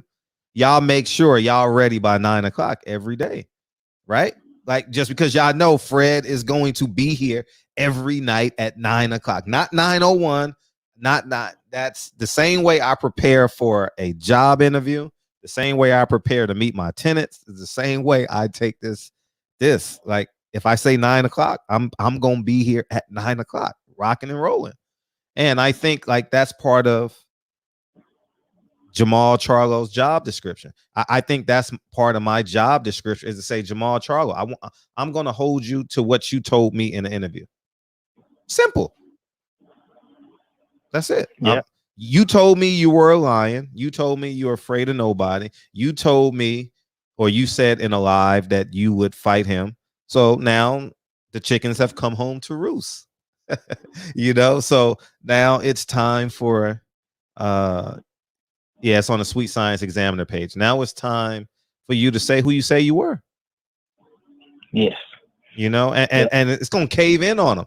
If he fights some guy named that has 4 syllables in it, and Ben, that's a dumbass analogy. But if you fight some guy that's like a promoter's, man, I heard the name that he might fight, Montreal or some shit, Montreal. Yeah. I said, God damn, dog, for real. I mean, yeah, basically he's pulling his whole card. That's what, that's what they say. That's what they say on Martin Luther King Boulevard. You know what I mean? Yeah, man. But I'm just holding him to it, man. He said he was a big bad lion. Yeah. And they not letting up. I can't wait to that. You know what? And I'll keep it a buck with y'all. My appreciation for David Benavidez is growing. Like it's growing. Like, I see how disciplined he is. I didn't watch the video, but I saw a screenshot on my timeline of him flexing. You know what I mean? And I was like, he's confident. That shows confidence. That camp is going well when you're flexing 3 weeks before a fight. 3 weeks? Yeah, 3 weeks before a fight. And Juan Macias Montiel. Oh, man. Y'all better go. If he signs that fight, y'all better go in his comment section and be like, what the fuck? I mean, because it's just boxing. I mean, man, this is some he said I said Montiel did just beat James Kirkland. That wasn't even a fight, dog. James Kirkland lost on 5 punches. And after the first punch, you were feeling sorry for him. Because I literally planned my day around that James Kirkland fight. I want to feel like I'm watching HBO again. You know what I mean? So I was like, I'm watching this James Kirkland shit. Man, that shit was, man, I feel bad for his man. But if he fights that guy Boxiano, man, I'm going at some point, when you're in the 12th grade, you you got to say, man, I should be playing varsity. I ain't playing JV in the 12th grade. Jamal's Charlo resume is becoming like lackluster because it's consistently that way. It's consistently that same type of fighter. Consistently. You know what I mean? So I think he's going to have to challenge himself. He's going to have to create a challenge. Kind of like how Roy Jones did. Hey, man, I'm going to go play basketball. These niggas are corny. I'm going to go up to heavyweight. These niggas can't beat me. You know, he should have stopped at cruiserweight first. But, you know, because that's one of the things that he regrets is not winning the cruiserweight title. But, yeah, Jay Dixon said if this were Jamel, we'd already have a fight. Yeah.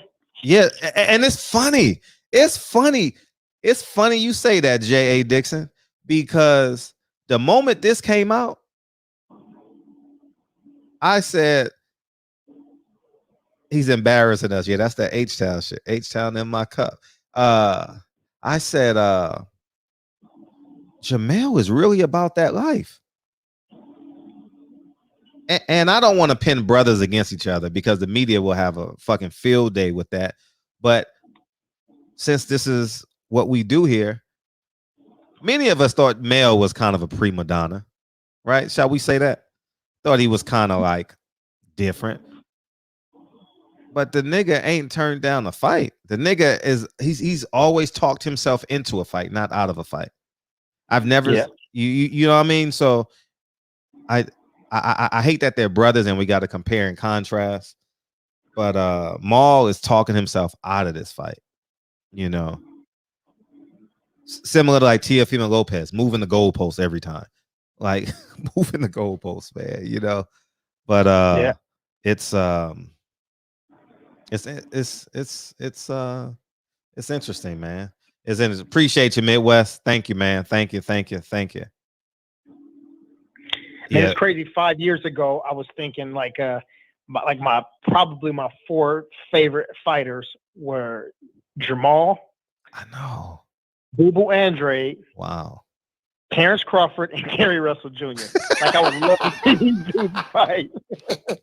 Oh God! This nigga watch box. How many times you watch boxing? How many times you watch boxing a year? 3 times a year. Oh my God! No, but think about it. These dudes are super talented. Mm-hmm. Like crazy talented. But you know, shit, things change. You know, people change. Yeah, man, he got that. You know what? Maul is in love with that money because he did an interview and he said, "I ain't gonna lie, I had this on last night. I ain't gonna lie, this watch is different." Like, you know what I mean? Like every interview is like making references to what money can buy. I mean, it's a part of you, but it's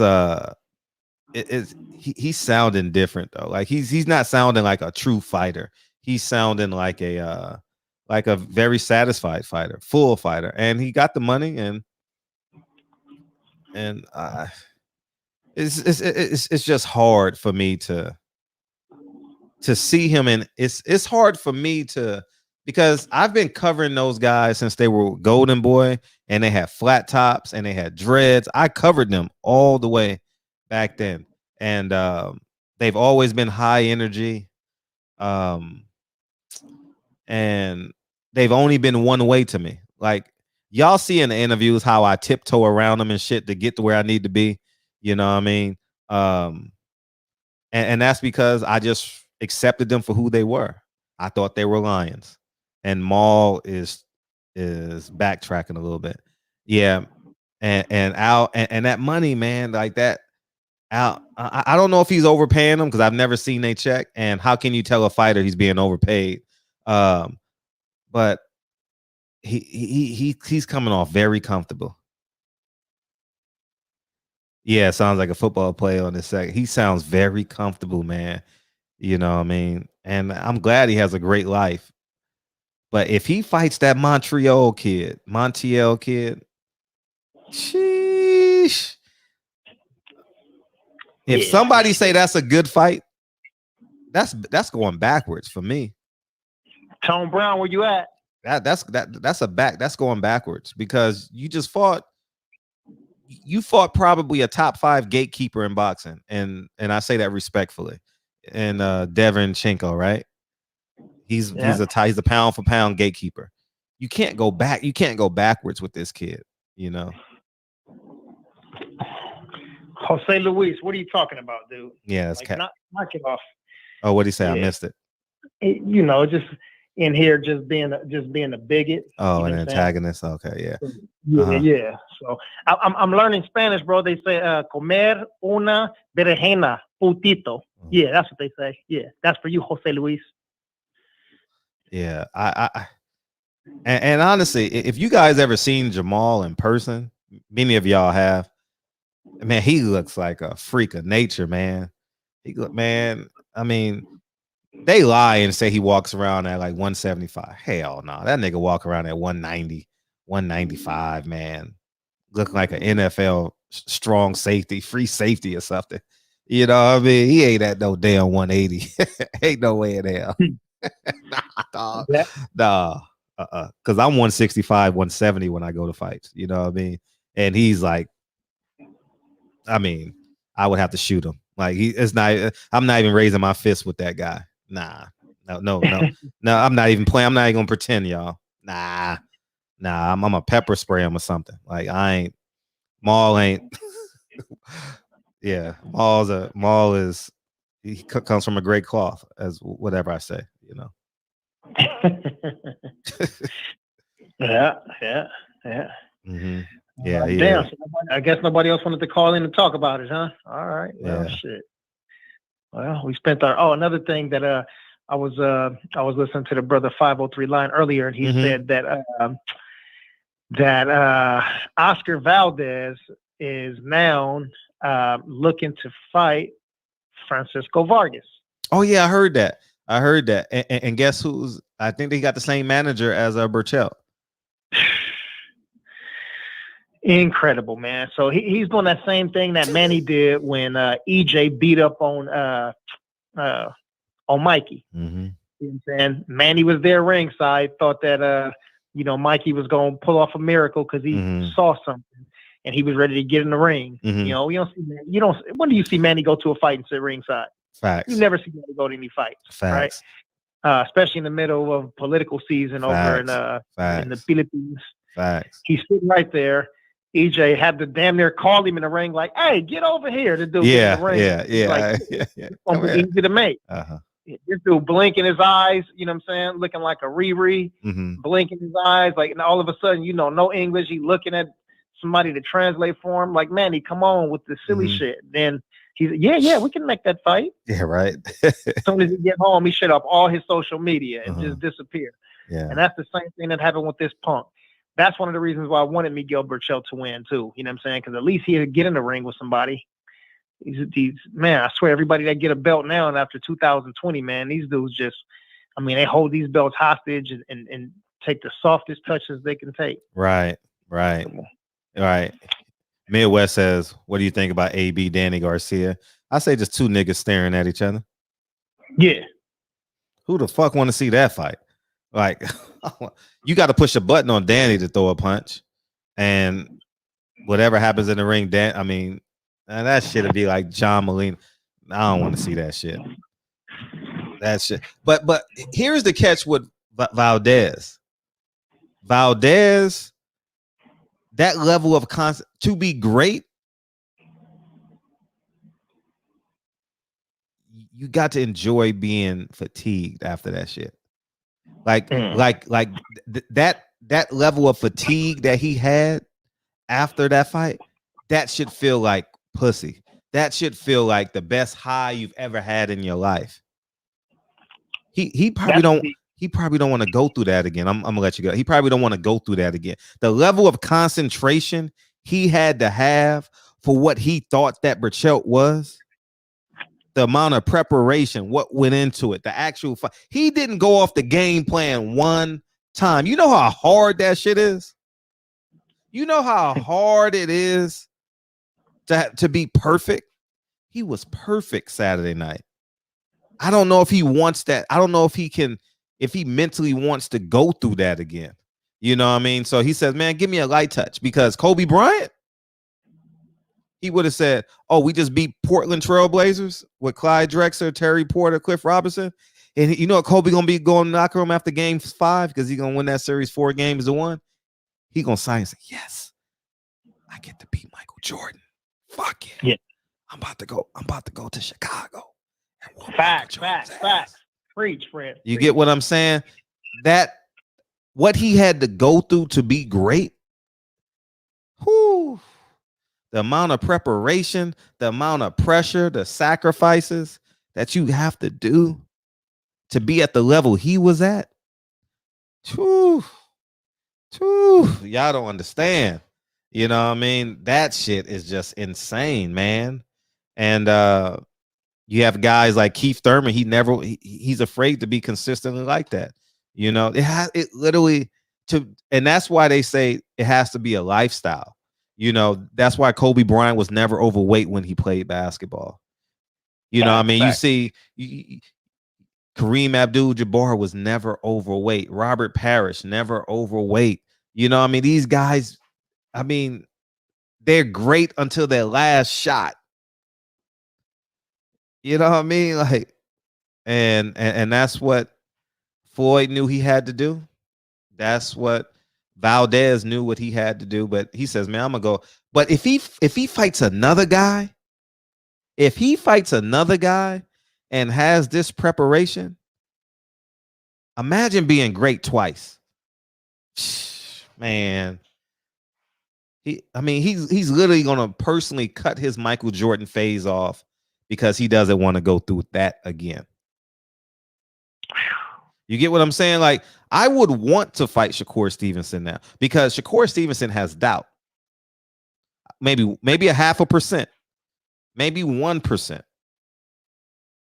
And he's going to train his ass off because he was at the fight and he saw Oscar Valdez be an Olympian, be a fighter, be an intelligent man, be a concentrated man, be a wise man. He saw him do all these things in 9 rounds. That weighs on you, man, in your preparation. And I think if he goes out there and just beats Francisco Vargas, and Francisco Vargas' best days are behind him, you know, he done been in 3 or 4 wars that just I mean, my gosh. And I would definitely fight a big fight next. I would fight the biggest fight. If I'm Oscar Valdez, I would fight the biggest fight I can possibly fight. You're as hot as you're ever going to be. You got the respect on both sides of the street, and I'm talking about blacks and Latinos. Man, go do it, man. Go do it.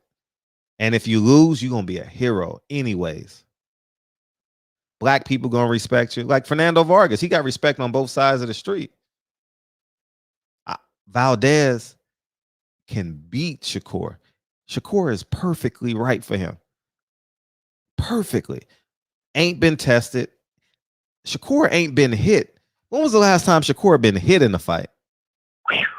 I mean, it's been over a year since Shakur has literally been hit in a fight. Imagine hitting Shakur with that left hook. He ain't been hit. Shakur ain't even been hit without his guard on. He ain't been hitting the pros yet, man. It's like he's still fighting in the amateurs. Yeah. This is the perfect opportunity to go get Shakur. Right. Perfect opportunity. Question his youthfulness. Yeah. He ain't ready. That silver medal, man. I've been there, done that, you know. But yeah, man. It's just my thought. H Money beamed in. What's up, H? You want to respond to that? Hold up, H. You want to respond to that, DB?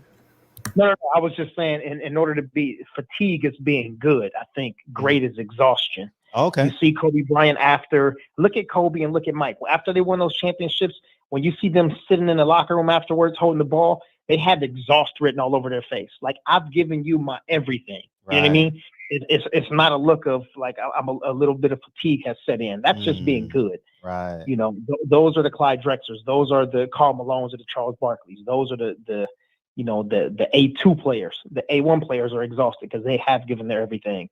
You know, you saw when you saw Muhammad Ali fight. You know, he was already in the 10th and 11th. He was exhausted, right. And it's all muscle memory and will from that point. You know what I mean? It's just like, listen, I'm going to will myself into a victory. And yeah, everybody just doesn't have it, you know? Everybody doesn't have that gene. So that was my piece. Great. H, what you got? What's good, Fred? Hey, we not gonna talk about Adrian Broner. The numbers he put up, man. I told you yesterday, his numbers are dwindling. And guess what, man? I was right once again. Let's talk about it. DB, what's your thoughts? Adrian Broner puts up career low numbers. Career lows, Fred. Come on, man. I think it's what it should have been. You know, people are the people that are watching the fights now are those people who love Adrian Broner because of the foolery, the buffoonery, the fuckery, and his attachment to Floyd Mayweather. And they look at those are the same people that look at Floyd Mayweather as a god. So since Adrian Broner has his attachment to him, the same way some of these people love Tank, it's because of the attachment to Floyd, not necessarily that they love this guy. Because Adrian Broner hasn't shown us anything in so long in the ring, and he's shown us nothing but just ridiculousness in his interviews and everything. So I think anybody with a half of a peanut of a brain is saying, look, I'll watch it because I'm watching the card because there's a couple other decent name fights on there.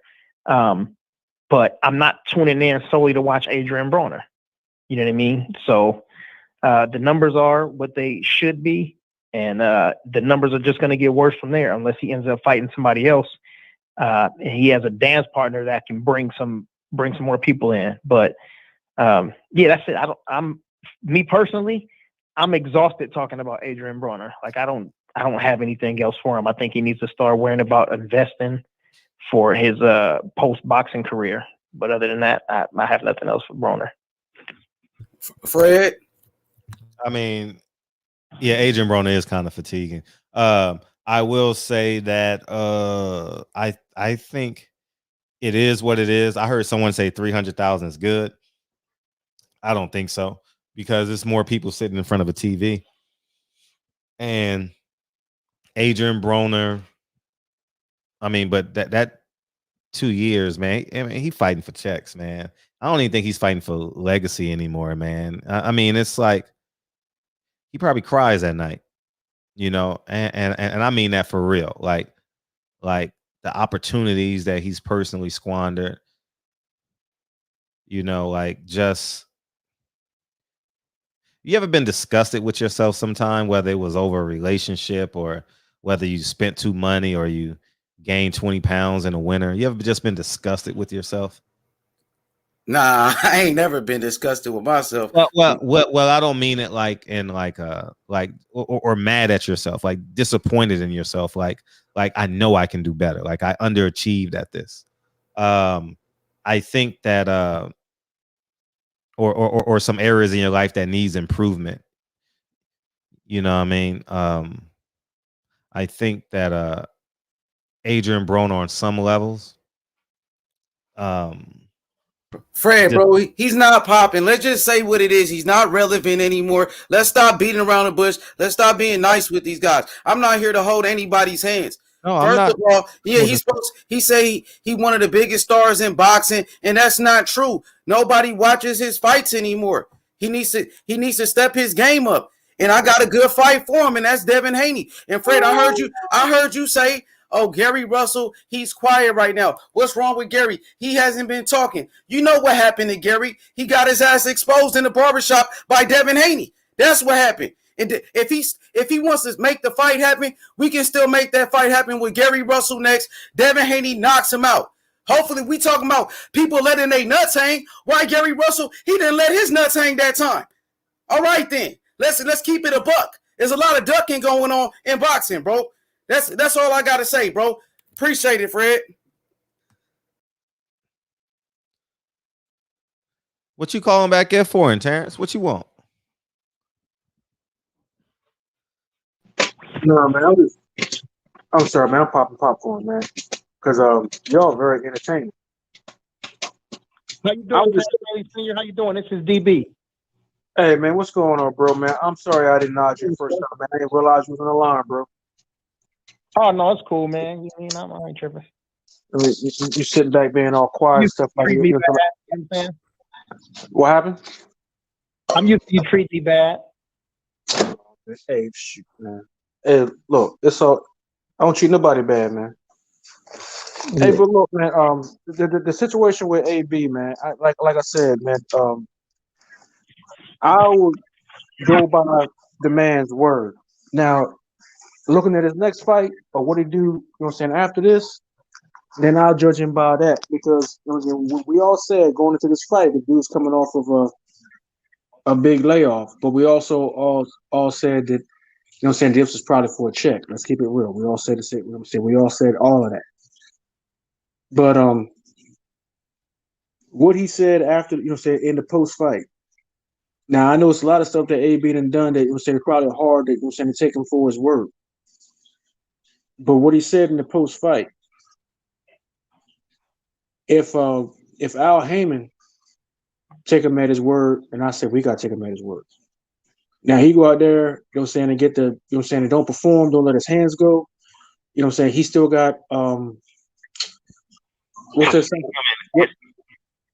that South American boy that he fought with, had messed up gloves?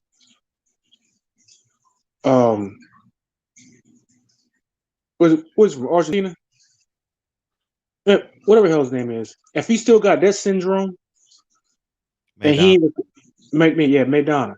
If he ain't recovered from that, then you know what I'm saying, that and basically his career is over.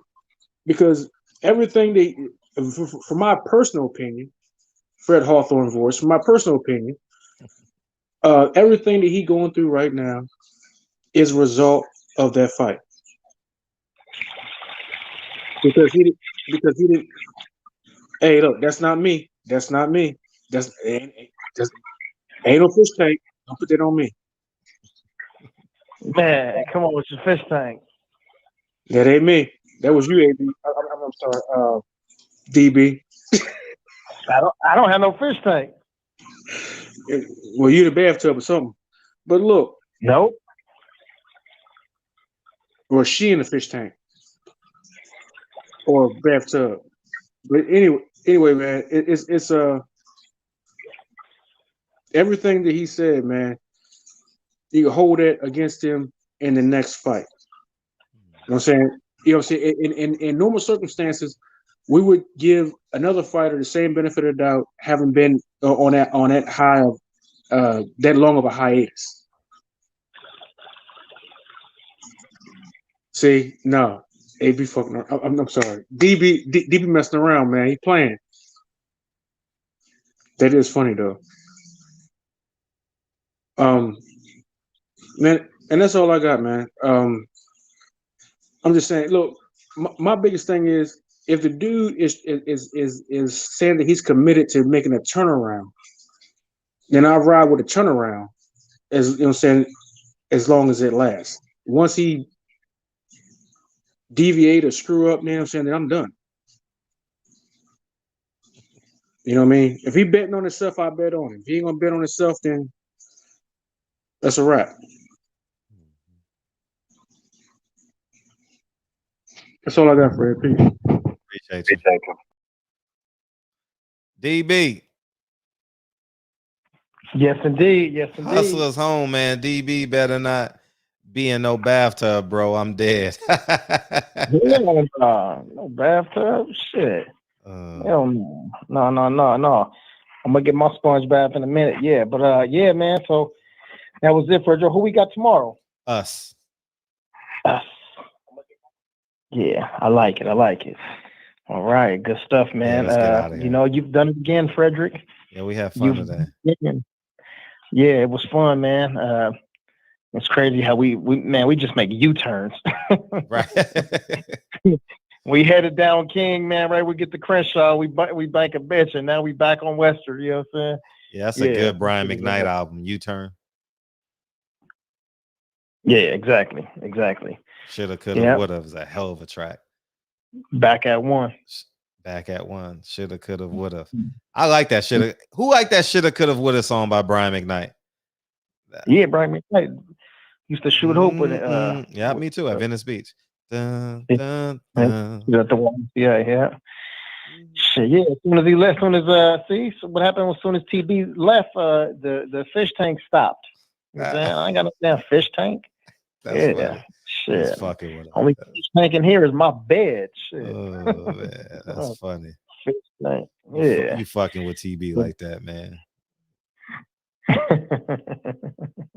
Part 4 Yeah. said there's no good Brian McKnight album. That U-Turn album goes, man. That U-Turn album. You got to get on that. You got to get hipped on that U-Turn. That U-Turn album. No good Brian McKnight. Oh shit. Oh man. Yes, indeed. All right, man. Well, yeah. Let's. Who you ready to give some love to this evening, Frederick? Do I have to? Come on, you got to give somebody some love. Oh, I see Boxiana get some love. Hey, Shed C. Hey, you get some love. Terrence Bailey beamed in too many times. Lauren Bevel get some love. Hey, somebody got H Money Boxing. Oh, he changed his name. Oh, that nigga. Oh man, that motherfucker's a confused Catholic, man. That motherfucker crazy, man. Hey, Yova, you get some love. P Good, you get some love. Mike gets some love, man. Boxing section's going live after this. He gets the love. Yeah, L Boogie get the love, man. Everybody gets some love, man. Yeah, y'all put y'all cities and states in there real quick, man. We're going to give y'all some final love, man, before we break out of here and shoot over to the boxing section, TBS with the brother Kyle going live again. The boxing section, TBS on YouTube. We're going to slide over there. Thanks, Miss Chaviis, for coming in tonight. Had a great interview, had a great time with her. Hopefully, we'll get a chance to hear some more music from her and see her soon in the future. And, yeah, me and baby girl gonna call her soon and, see what we can do.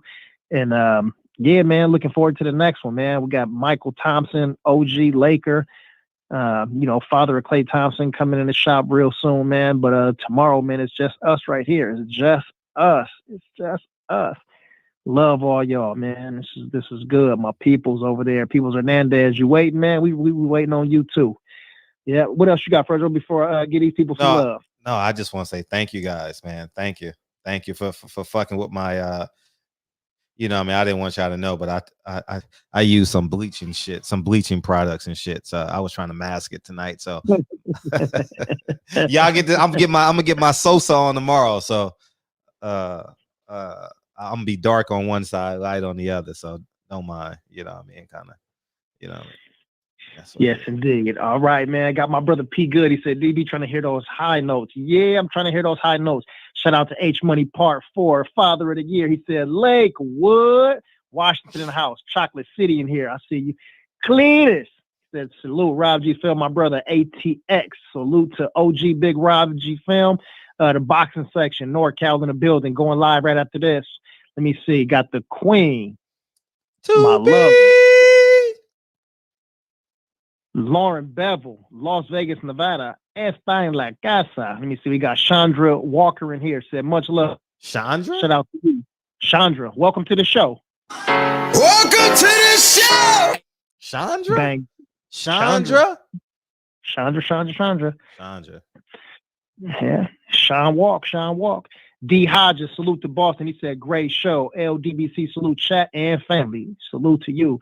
Valiant Prize Fights, Gotham, New York City. Salute to y'all. Kenlon Jones says salute. Shermaine Callahan, Ohio, Cleveland. OH. Yeah. Hey, I nothing big. Go ahead. No, you said Ohio. I was just thinking about Jesse Owens. That's all. Oh, I got you. That's all. Man, it's funny you say that though. He went to Ohio State. Yeah. Mm-hmm. No, funny. I slid by Jesse Owens earlier today and shit. My cousin just opened up a car wash across the street from Jesse Owens. Where? Yeah. Where? Oh, this nigga hung up again. This nigga. that nigga just be falling off. I guess his phone died. Jesse Owens went to the Ohio State University. You know what I mean? And I don't know why that came up, but Jesse Owens is like a hood park with it's the hood park with the only pool. So every nigga went there in the summertime. Every nigga from every hood went to Jesse Owens in the summertime. You know what I mean? And that's what it was. But Reg, you call him? I mean, not Reg. DB, what happened to your phone, man? It just hung up.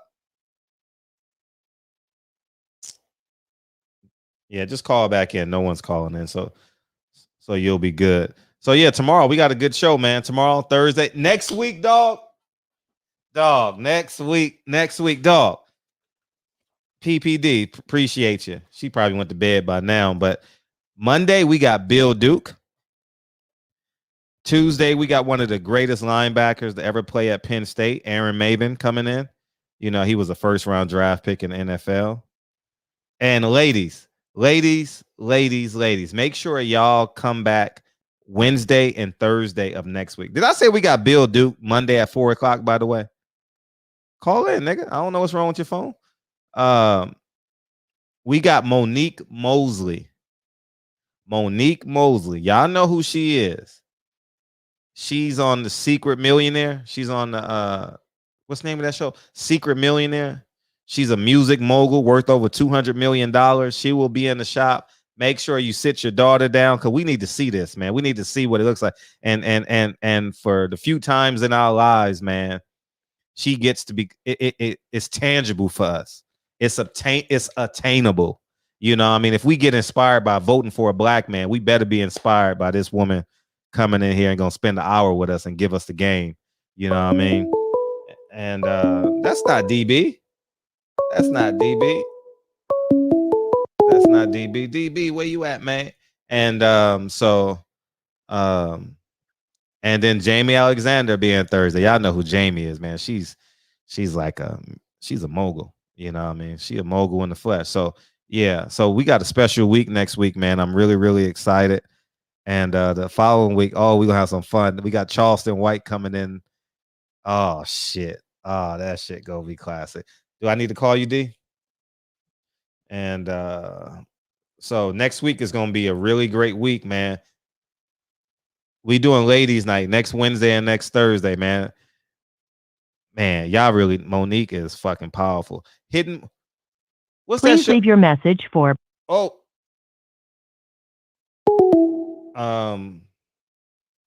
What's that? Secret Millionaire? She's on that show. You know what I mean? Like, y'all just Google Monique Mosley, and then I'm calling you. Oh, you call me now. And but yeah, we got a great week next week. Great week next week. And we got John Carlos coming in March 23rd. We got John Carlos coming in March 23rd. And we'll be good. Your phone died, huh? Damn. Yeah. I'm like, what the fuck, bro? He doing? Yeah, that Charleston White gonna be fun as fuck. Hopefully, DB don't bring just know it's for entertainment purposes only. Matter of fact, y'all just do what you do. I'm just gonna sit back. If you, he gonna infuriate your ass. He gonna infuriate your ass, man. We shall see, huh? I already know. Because right before you call in, you know what I'm gonna say. So, what's your take on the NOI?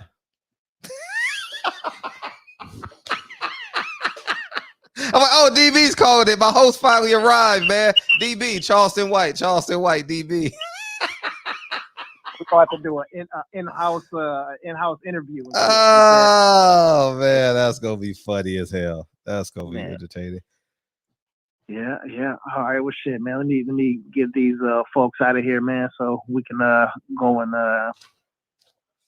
give some uppercuts. Let's see, Dave Jack in the building, Detroit 313. See, Rob G fam, we got you. Yeah, Sherman, we got you already too. Alma Huertas, Alma. What's up, Alma? Trap Lord. What up, cuzzo?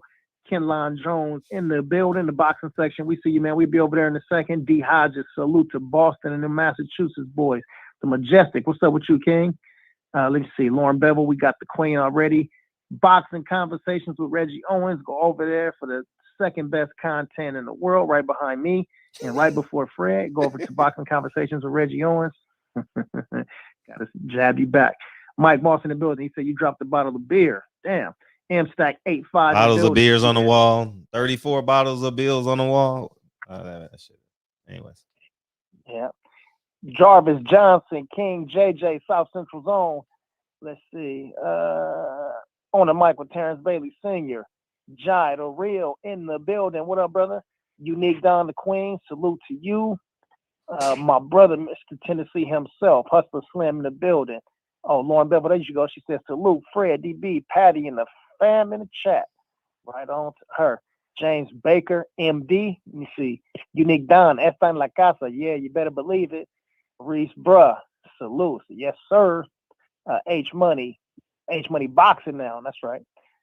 Boss Red 357, Mint 22. Boss Red, Jackson, Mississippi, and here I ain't seen you, and Mint 22, man. He said North Philly checking in. Well, salute to y'all, man, and welcome to the show. Welcome to the show. Welcome to the show, yo. Yeah. Oh, my brother Bumpy. Damn, I ain't seen Bump. What up? Bumpy Thompson in the building. He said, Fred, DB, Barbershop Conversations. Man, a great show. Matrix R. He said, Philly in the building. Philly in here repping tonight, huh? Philly and Jersey, man. I see y'all. Jersey. Jersey. Oh. Yeah. J.A. Dixon. See you too, bro. Let's see. E1K. Valiant Prize Fights. T. Good. He said, yeah, okay, I got that earlier. Yeah, that's it, man. I think we got just about everybody, man. Let's see. Yeah. Oh, yeah. My cousin, D-Man Jr., he said, yes, we out, family. Absolutely. So, Peoples Hernandez, we waiting on you, bro. Play the song, Fred. Gotcha.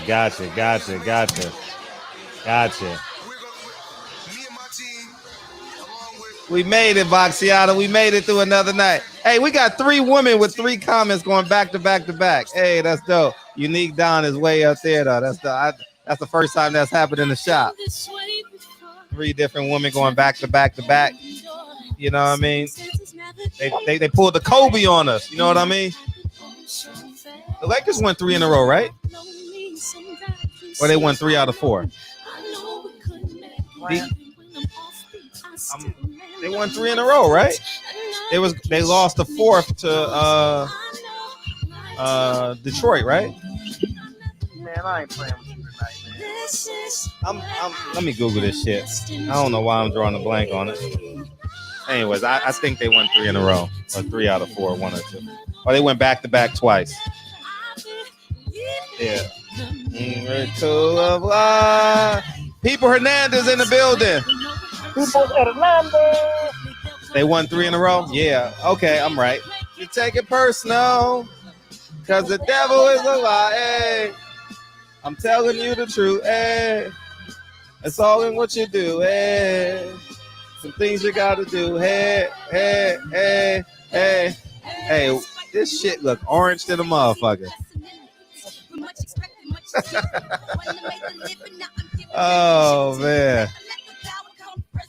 At least the painting looks good, but I am look like motherfuckers.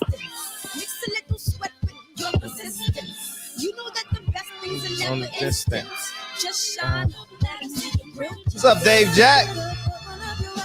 Hey, how many times H Money done changed his name? That nigga is an agent.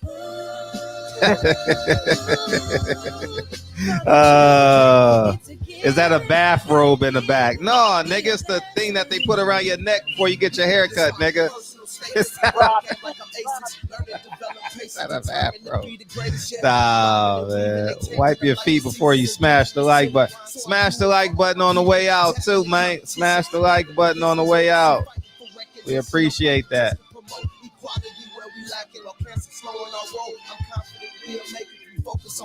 You gotta give back, give love.